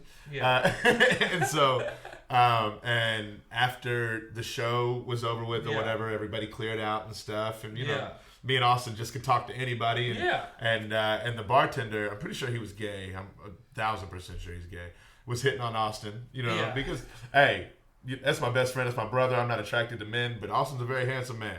I don't care, I'll tell it like it is, But that's hilarious. So, but yeah, the guy, the bartender was hitting on Austin and stuff, and so we were just kind of hanging around, chilling, and he kept giving Austin shots. So if somebody's giving Austin shots, he's gonna sit there and drink them all day. Even if the guy's in there flirting with him, he doesn't care. So, it's free shots. So and then sure enough, here comes Tim Faulkner out from the office, and somebody had said something, and I can't remember how. They were messing with me or Austin, one of the two, as far as I think he said something, and I was like, oh hey, I'm Sean, and he was like, oh, he stuck out his hand, and before he could say something, somebody else said something, oh, you don't know who that is? And I was like, no, and they were like, well, you're in his gallery, and I was like, huh? And he goes, I'm Tim Faulkner, nice to meet you, whatever, and I was like, What? You're Tim Faulkner? Yeah. Dude, because by this point, it had already been like Louis Evolve had already happened, which for those who aren't familiar or aren't from the Louisville area, Louis Evolve was like the first like hip hop Woodstock of straight Louisville artists. And Dave Christopher's really big involved. Dave, Dave. Dave. Shout out to Dave. Who else? Dave's the man. Sasha, like just all the different people who you know are movers and shakers in the hip hop community. But yeah, Dave had a lot to do with it. But yeah, Louis Evolve. They would do their stuff at the the Faulkner Gallery. Plus, I'd already performed there a handful of times. And I'd never met Tim Faulkner any of those times, but I'd also never hung out afterwards and stuff, after hours or. And to be honest, I probably wouldn't have known him, but no, I totally marked that. I was just like, "You're Tim Faulkner? Yeah. Oh my God, it was so cool. He said he's just such an eccentric guy, and to be honest with you, it's like. And he was super humble about it. He was just like, "Yeah, you know." I'm Tim. He's super down to earth, and it was like the thing about it is I always could talk to him. I did good business with him.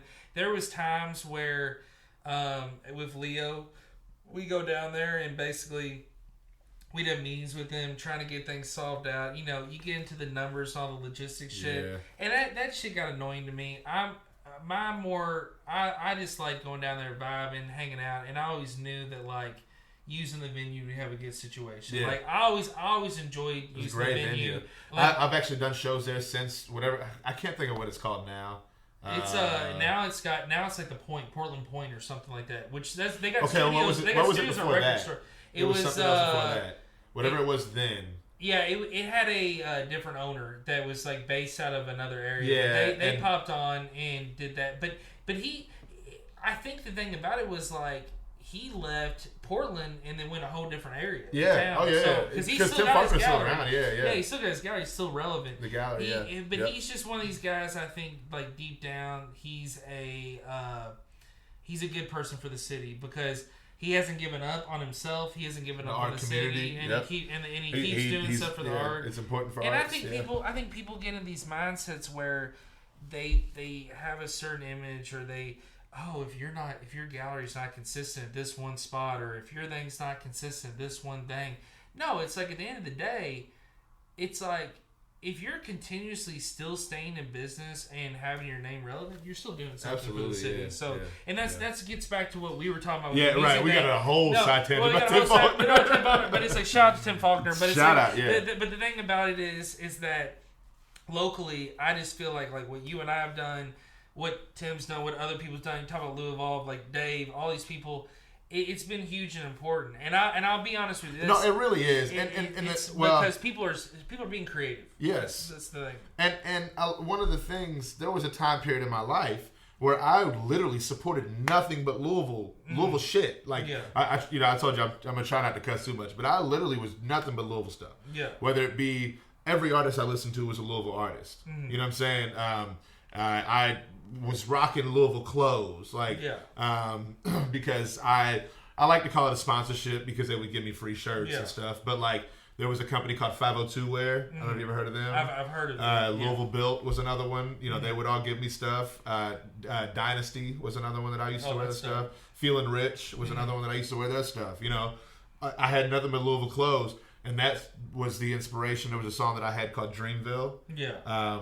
Which I've heard that song too. Yeah. The chorus of it is living in a big city where the people that live in it try to do great things, but ain't nobody paying attention for real. Yeah. Living here in the Ville. You know what I mean? Which is a very true thing. It's so true because there's so much dope stuff going on, but the general population gives no F's. Well, and the thing about it locally is this. Hold on. Let me say real quick. Yeah. For instance.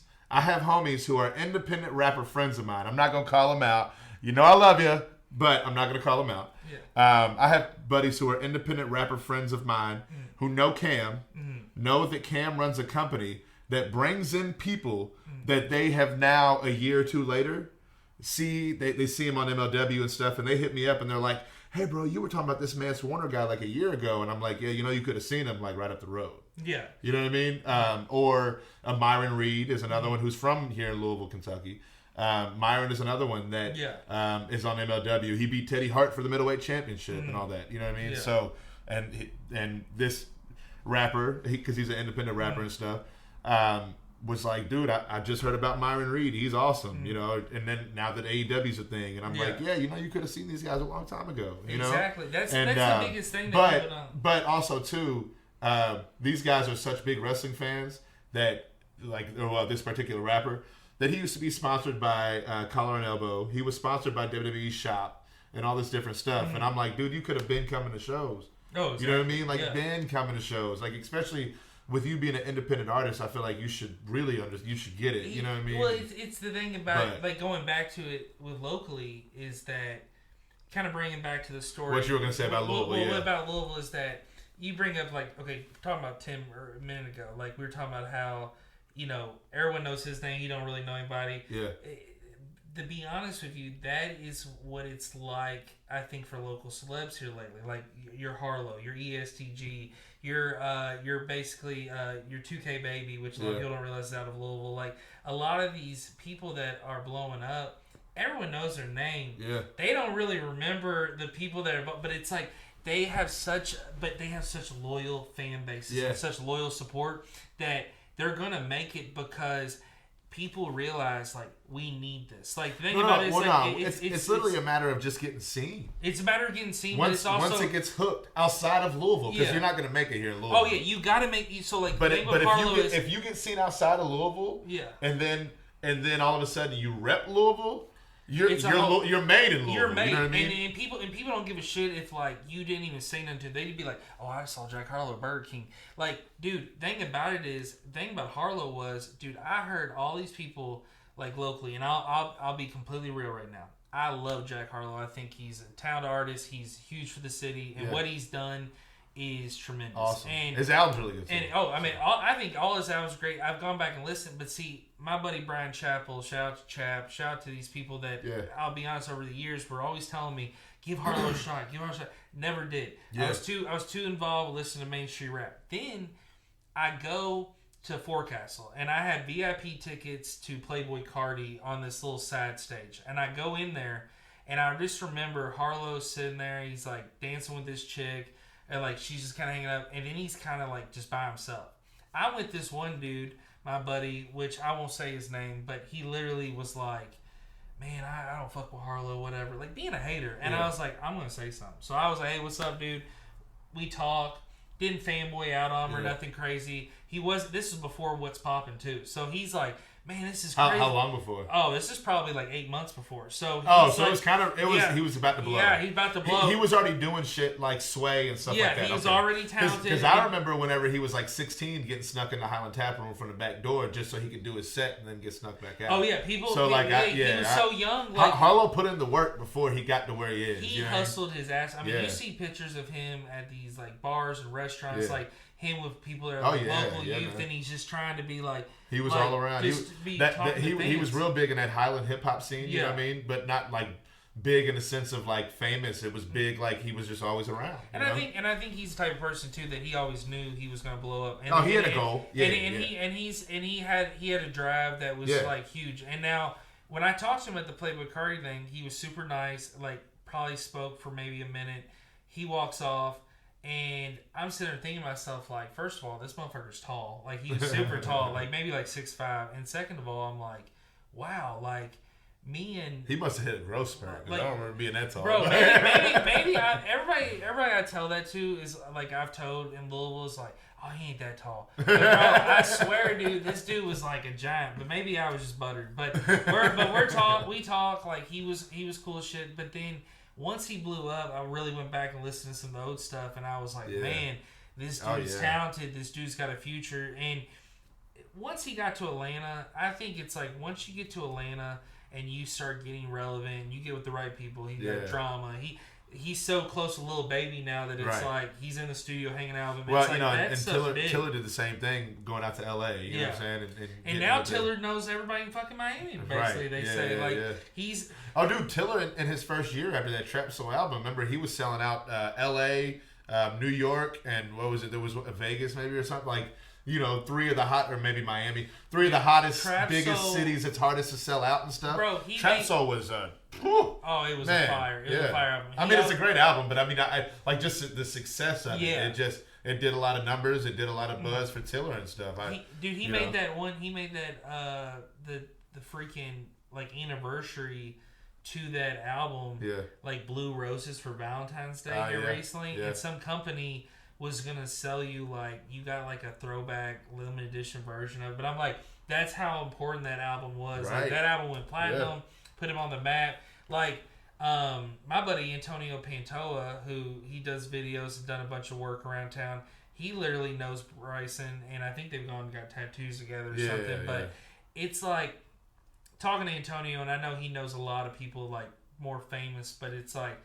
I know Antonio. His videos are so dope. His videos are sick. I mean, dude's one of the most talented people I know, but nicest guy too. But it's like he knows, like when you talk about Bryson Tiller and stuff, like you could just talk like Antonio, like he knew. I think that he was gonna keep blowing up. Like everybody you talk to about Harlow, Bryson Tiller, when you bring up their names, they know that they're gonna do something. Bryson's another guy that had a goal. He had a dream and he wanted to accomplish it. I've heard some things that maybe he didn't make the best choices, but as far as accomplishing those goals, but I heard that I've always heard he's met well, and I met Tiller. He actually saw me perform at the Vibe, and because he popped up randomly one night at the Vibe up in Mike, dog. It was so crazy, and I sang Dreamville. And the funny thing about Dreamville is in the very first line of the first verse, I shout Bryson Tiller out because. A line that really stuck out to me on that Trap Soul album, and during 502 Come Up, the 502 Come Up song, during that little speaking part, he says, "For years and years we waited on this, living in a place folks didn't know exist. Surprise, mother, we up in this." You know what I mean? So that's one of my favorite lines of any song of all time. So the first line of Dreamville, that song that we were talking about, I say, "Ain't you hear what young Tiller said? We come from a place that they didn't know exist. The only time that they hear us, it's always something negative."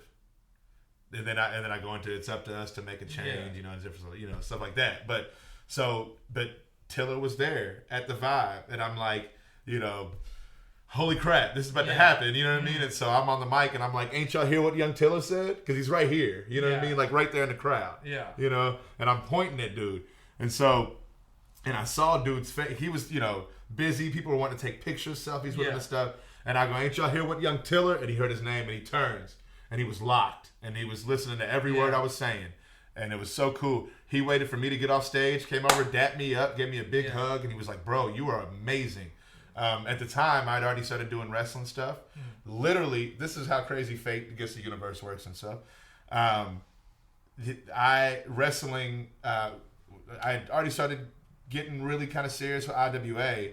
IWA just so happened to get canceled that night because we had a altercation, we'll just put it that way, with the venue owner that we were running at. This was our last show there, so we had to cancel the show. I hit up Sasha, who runs the Vibe, and I said, "Hey," because it was I Am Royalty night too at the Vibe, which is the clique, I hit up Sasha. I said, "Hey, I'm free. I can come through and perform if that's cool."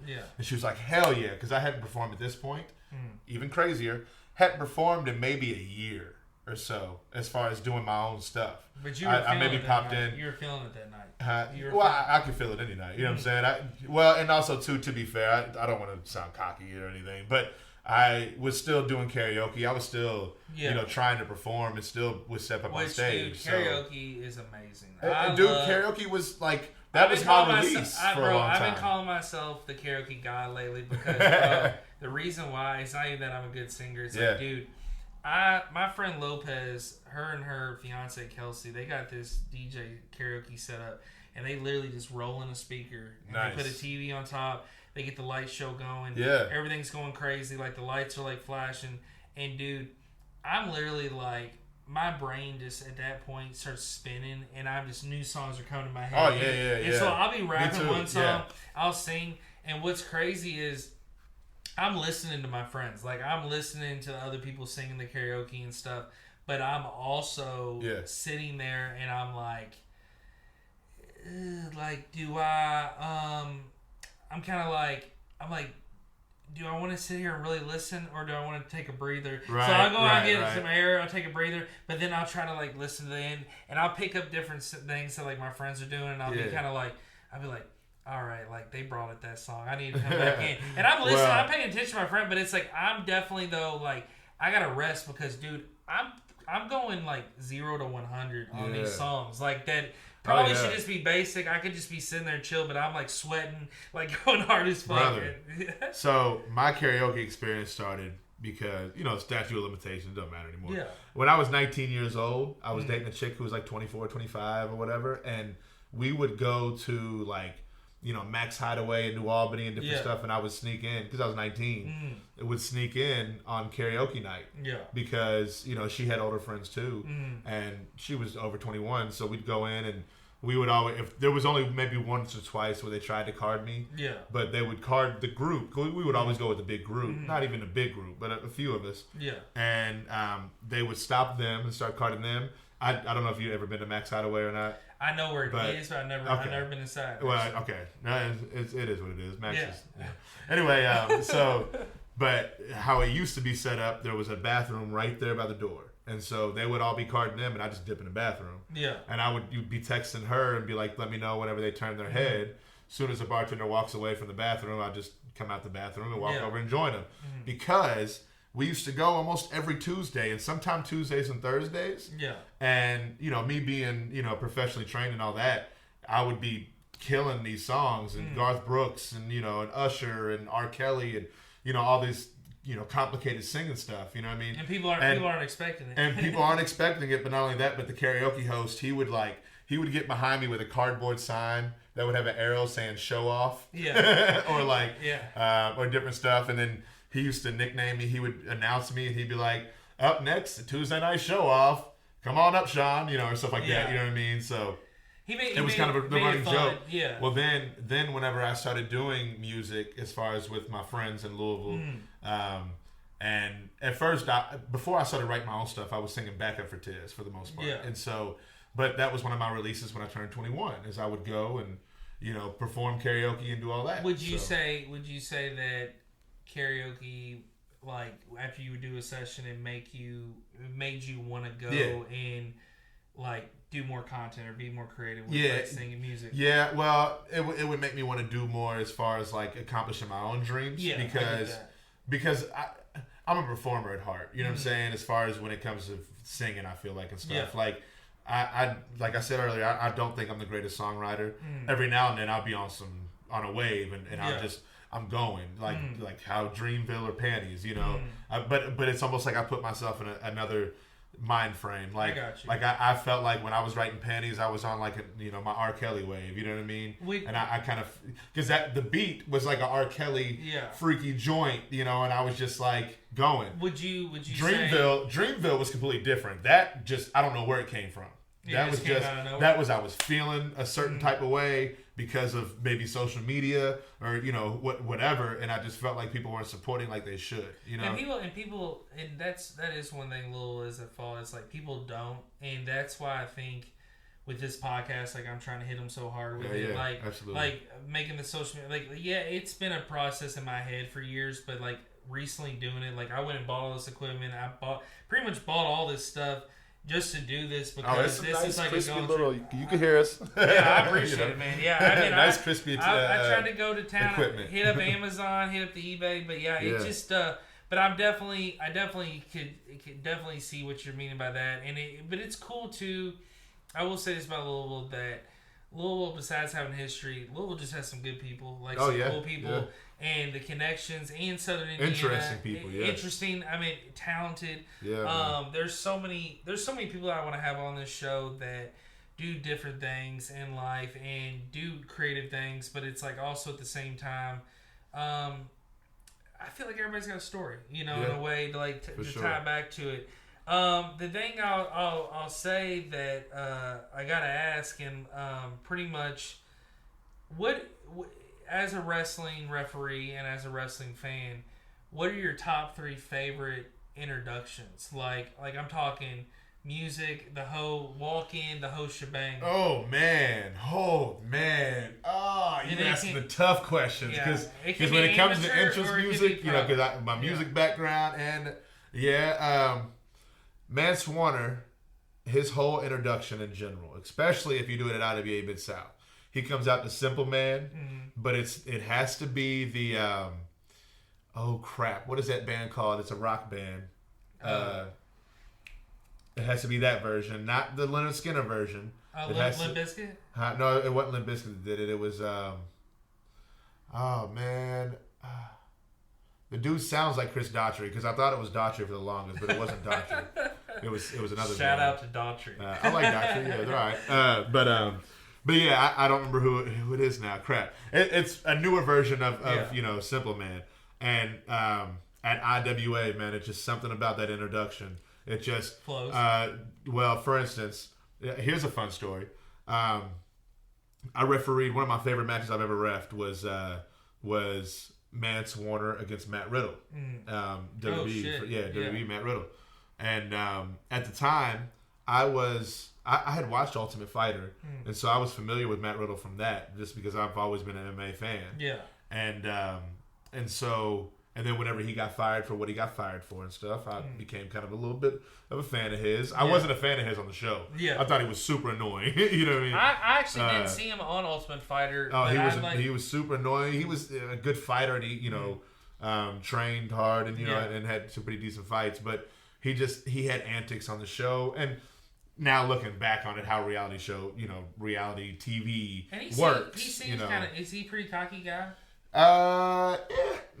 He was really cool when I met him. So, but what I was going to say, it was kind of a dream not a dream come true, but it was just one of those moments where it was just like, oh man, I'm familiar with this guy from TV.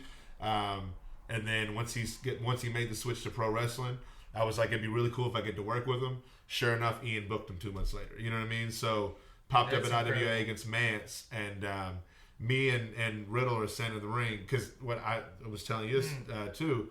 We'll have full-blown conversations sometimes in the ring, and I'm like acting like I'm holding back Matt Riddle, and Mance Warner's music is playing, and it starts in with the first verse. You know what I'm saying? And Mance usually doesn't come out until they hit that simple kind of man, until that part. And so, we're sitting there, and I'm holding Riddle back, and I'm like, have you ever seen I asked Riddle this. I was like, have you ever seen a Mance Warner match? He's like, no. And I was like, just wait. And he goes, what? And I was like, just wait. You're about to see some shit, man. It's about to be really, really cool. And he was like, okay. And then, that simple guy hits, and Mance comes out the curtain doing his, and all that and stuff. And he, I'll never forget it. Riddle sits there, and I'm holding him back like that. And I was like, now watch. And the crowd just comes up, and they're just roaring and clapping. Everybody's standing up. Mance is going around, fist bumping everybody. Dude, there's a certain corner of the, because it was a square around the ring. There would be a certain corner where Mance would get down on his knees, and he would be doing this and stuff, and all the fans in this corner are sitting there bowing to Mance and stuff. Dude, he's a legend at IWA. You know what I mean? Which he would end up going to any company and doing that. You know what I'm saying? Whether it be CZW because he was their champion. Why is he not on a bigger promotion now? He is still signed by MLW, I want to say. I don't know. And he's not really doing anything on MLW. They're kind of holding him hostage. Would he go to AEW?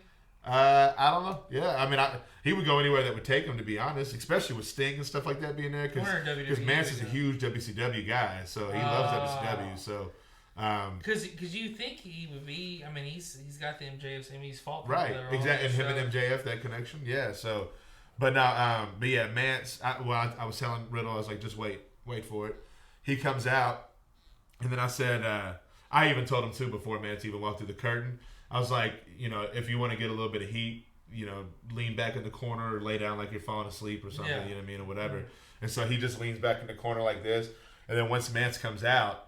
His face goes from, he's just kind of chilling to, whoa, this is crazy. It's a whole other experience. You know what I mean? So that was pretty cool to share that moment where Matt Riddle, somebody I was a fan of that I was excited to work with and stuff. That's awesome. And also, not only that, but Mance is, like I said, my favorite wrestler. So it's like, I still get chills anytime Mance makes his entrance. You know what I mean? Dope, dude. Another one of my favorite entrances is Shane Strickland, who now goes by Isaiah, what's his last name on NXT? Isaiah. Scott. That's what it is. Isaiah Scott. I was about to say Ford, but that's the man who plays for the Dolphins. Isaiah Scott, he used to come out to Shaka Khan, Ain't Nobody. And that, for the longest, was one of my favorite intros because, like, Shane, Isaiah, whatever you want to call him, just had so much swag. Yeah. And he would come out dancing and stuff, ain't nobody, and just dancing around. It was amazing. I loved it. So, another one, Calvin Tankman, he uses Hail Mary. Love it. Nate Webb, he uses Teenage Dirtbag. And he'll have the whole entire crowd singing, I'm just a teenage dirtbag. Oh, baby. shit. It's amazing. Like the Indies is where like the good intros are, you know what I mean? So, but I mean, if you want to talk like mainstream, some of my favorites were like, of course, The Rocks was amazing. Mark Henry, because he used 3-6 Mafia, somebody gonna get their ass whipped. Dude, that's what I was about to say. That's my top 3 favorite whatever. The Mark Henry. Somebody's gonna ask. That one gets me so pumped, and that makes me want to go beat someone's ass. Like, my creative character would always have that one. Dude, if I was Mark Henry in real life, I would want to go whoop some ass. Right, they get you hyped, man. Now, Kane, beat him up, break his neck, I loved it. Kane's one was my favorite too. Kane was good, and Undertaker's too, for that matter. You know what I mean? And Shawn Michaels, HBK. That's a classic. And DX was. Dude, just because they had that. Oh man, they were good. Did you ever watch the Jim Johnston documentary that's on the WB network? No. They have a documentary about Jim Johnston and him making, the creative process going into making themes and stuff. Yeah. Me being a music nerd, I had to watch it. So, but he talks about whenever he went to create the DX theme, they basically wanted a band to sound just like.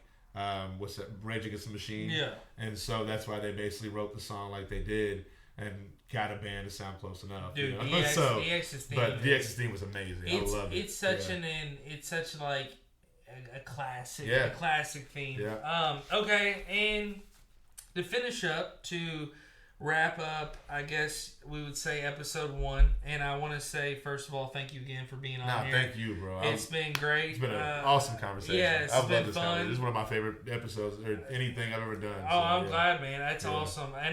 And what I'm going to do... We've gotten into some stuff that I've never talked about. Well, that's dope. Cool. That's dope. Yeah. And what I'm going to do is, too, I'm going to probably edit... I'll edit a little bit myself. I mean, I'm an audio major. I'll probably mess around and edit a little bit for like a day or so. And I'm hopefully launch it this weekend. I got another episode I'm hopefully to record this weekend. But the main thing with this is, I want to thank everybody for listening. I want to thank you again for coming on. You'll come on again for sure. Yeah. And I want to have more people come on. It's just definitely getting stories out, getting input. You gave us some inside detail on things and just basically just talked about what it's like and how you got into this and everything. And I think it's just very interesting. Now, I will end this on a very serious question. What are your favorite 3 candy bars? Favorite 3 candy bars. Number 1, I don't eat them enough, but they've always always had a special place in my heart because of the first time I took a bite out of one. Is 100 grand. Okay. 100 grand bars are amazing. I don't know what it is. Second, I would probably have to say, it alternates back and forth. I switch between either Milky Way and Three Musketeer or vice versa. Well, Milky Way Midnight. I love Milky Way Midnight. But that's such a classic. But I'll associate Milky Way with all of them. I mean, I know it's a difference between the Milky Way and dark. There's obviously a taste difference too. But like you said, Milky Way, and I just think any kind of Milky Way. You know what I mean? Milky Way recently came out with a new flavor that was really, really good. It was it's oh crap! What was they got? Well, they got the damn Milky Way's got the almond one too. That's not what I'm thinking of. They got a bunch of those different. Yeah, there was change the color of the package. Yeah. So, but yeah, I would it either definitely 100 grand always first, and then also to be fair, I'm allergic to peanut butter. I was allergic to peanut butter until I was 18, bro. Wow. And how did you lose it? So on Christmas, because I'd like to know your secret. Literally, okay, if you want to know what I did some stupid shit. Yeah. I got back from college. I had already been in college for 3 months, and I was on a quarters scale at college. So I come back, it's Christmas break, my first break back from college, and I'm sitting there to myself, and I'm like, I've never fucking ate peanut butter, and I'm fucking tired of it. And I was like, all I'm going to see for this week is just family pretty much. Yeah. So I was like, if I break out or if I die, like no one's going to judge me. So I'm at my grandma's, dude, and I'm just at the point where I just stick 3 Reese's in my mouth and I chew them up and I'm just like, fuck it, balls to the wall. If I die, whatever. Like, I wasn't like Saturday. I was just like, I got to fucking eat peanut butter. Like, I got to try Reese's. So I tell my family, they're freaking the fuck out. Dude, I go sit in like my grandmother's den. I am not that bold. Dude, I'm like in Butchell, bro. Like at my grandmother's condo, like sitting in this den of hers, and I'm like just keep checking, like out of paranoia of like, let me make sure I don't have peanut butter, like make sure I'm not. And I'll be honest, nothing happened. So, dude, as soon as nothing happened, I'm talking, I swear to God, I ate a Reese's Blizzard for 14 days straight. Wow. Like, it was nothing. That I was that hooked. I started shoving Butterfingers on my, like, dude, I started eating everything, and people were like, oh, it's not that serious, it's good, but it's, and I'm like, no, you don't understand, like, when you've been deprived of it, like, dude, when I was little, they gave me allergy tests, they said I was allergic to rice, chicken, like, dude, shit that, like, was everything, so I had to keep breaking myself out of these things, like, soy, dude, soy's in fucking everything, I now, dude, I cover sushi in soy, so it's at a point where it is just, I guess it's just evolves in your body, and I've always wanted to try Reese's. I've always wanted to try Reese's. The best time to do it is just when you, if you realize you're with people that ain't gonna judge you, because no, it won't work. I don't think, because here's the thing. Well, maybe it will. I don't know. Maybe to your point, it's you ate enough of them that it just broke it. Yeah. Because if I discover that I eat peanuts, I immediately just stop. You know what I'm saying? And then I'll go through the process of my body going crazy. It might be like a paranoia, for instance, rejection. this was like a month ago. Yeah. Literally a month ago, I had a reaction. And this is why I can't even mess with Chinese food anymore. Because I had got, what did I get? I want to say it was like chicken lo mein or something. And I'm pretty sure that this Asian spot that I got it from probably chops up peanuts or something. I've heard that's how it's traditionally made. You know what I'm saying? Dude, they love putting that in General Tso. Or just little shaving of peanuts. Fucking, that's a General Tso. It's not even chopped up peanuts. Or what's it? August Moon kind of deal, or not August Moon? Excuse me. What's the place that has P.F. Chang's? They put peanuts in everything. Yeah, everything. I can't eat there. Yeah. Dude, but it's but crazy. I got Chinese, and I'm sitting there eating, and all of a sudden I took, I don't know, maybe a handful of bites, and all of a sudden my throat starts breaking out, and I'm like, oh no, what the heck? And so I'm like, okay, and sure enough, after that, it went from my throat to my mouth. My lips started kind of swelling up or whatever.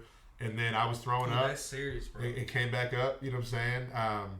And then, it was a whole thing. Yeah.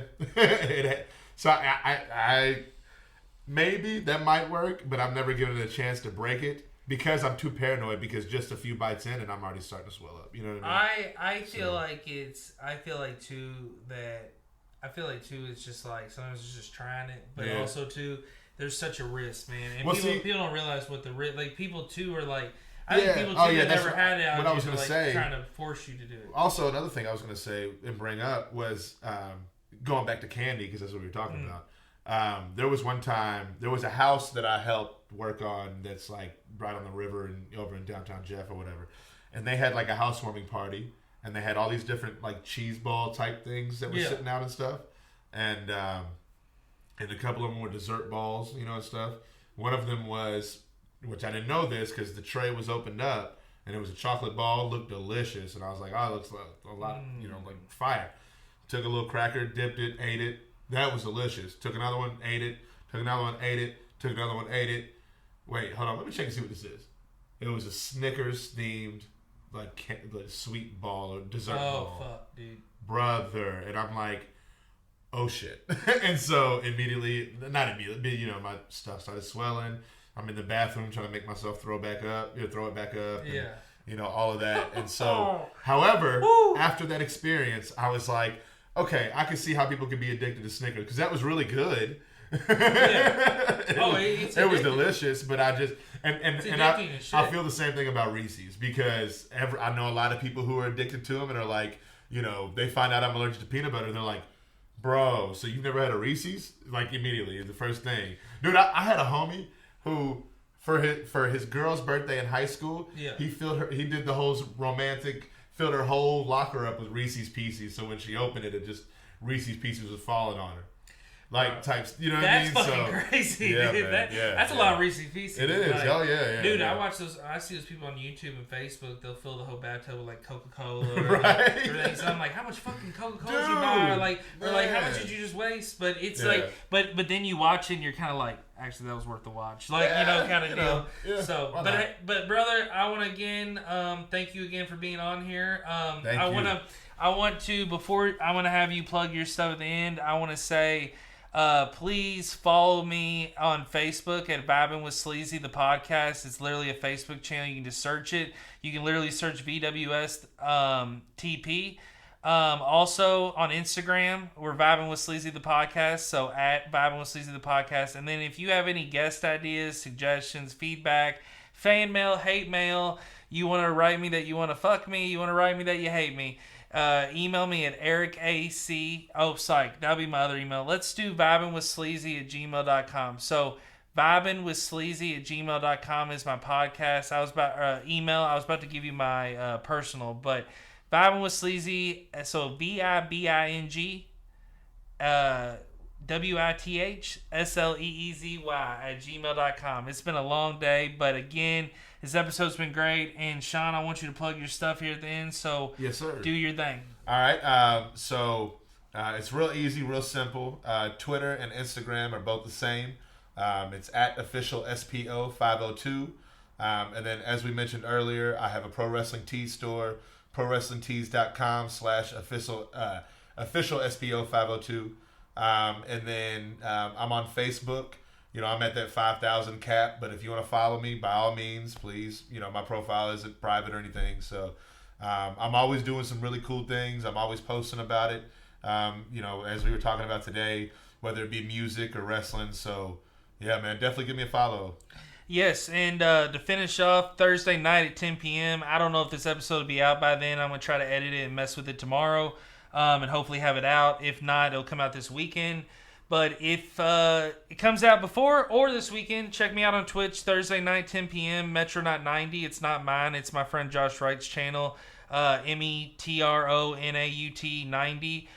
He's doing a Twitch stream for kids in town. Like, basically, he's doing video games, just having people come on and talk, kind of similar to this podcast.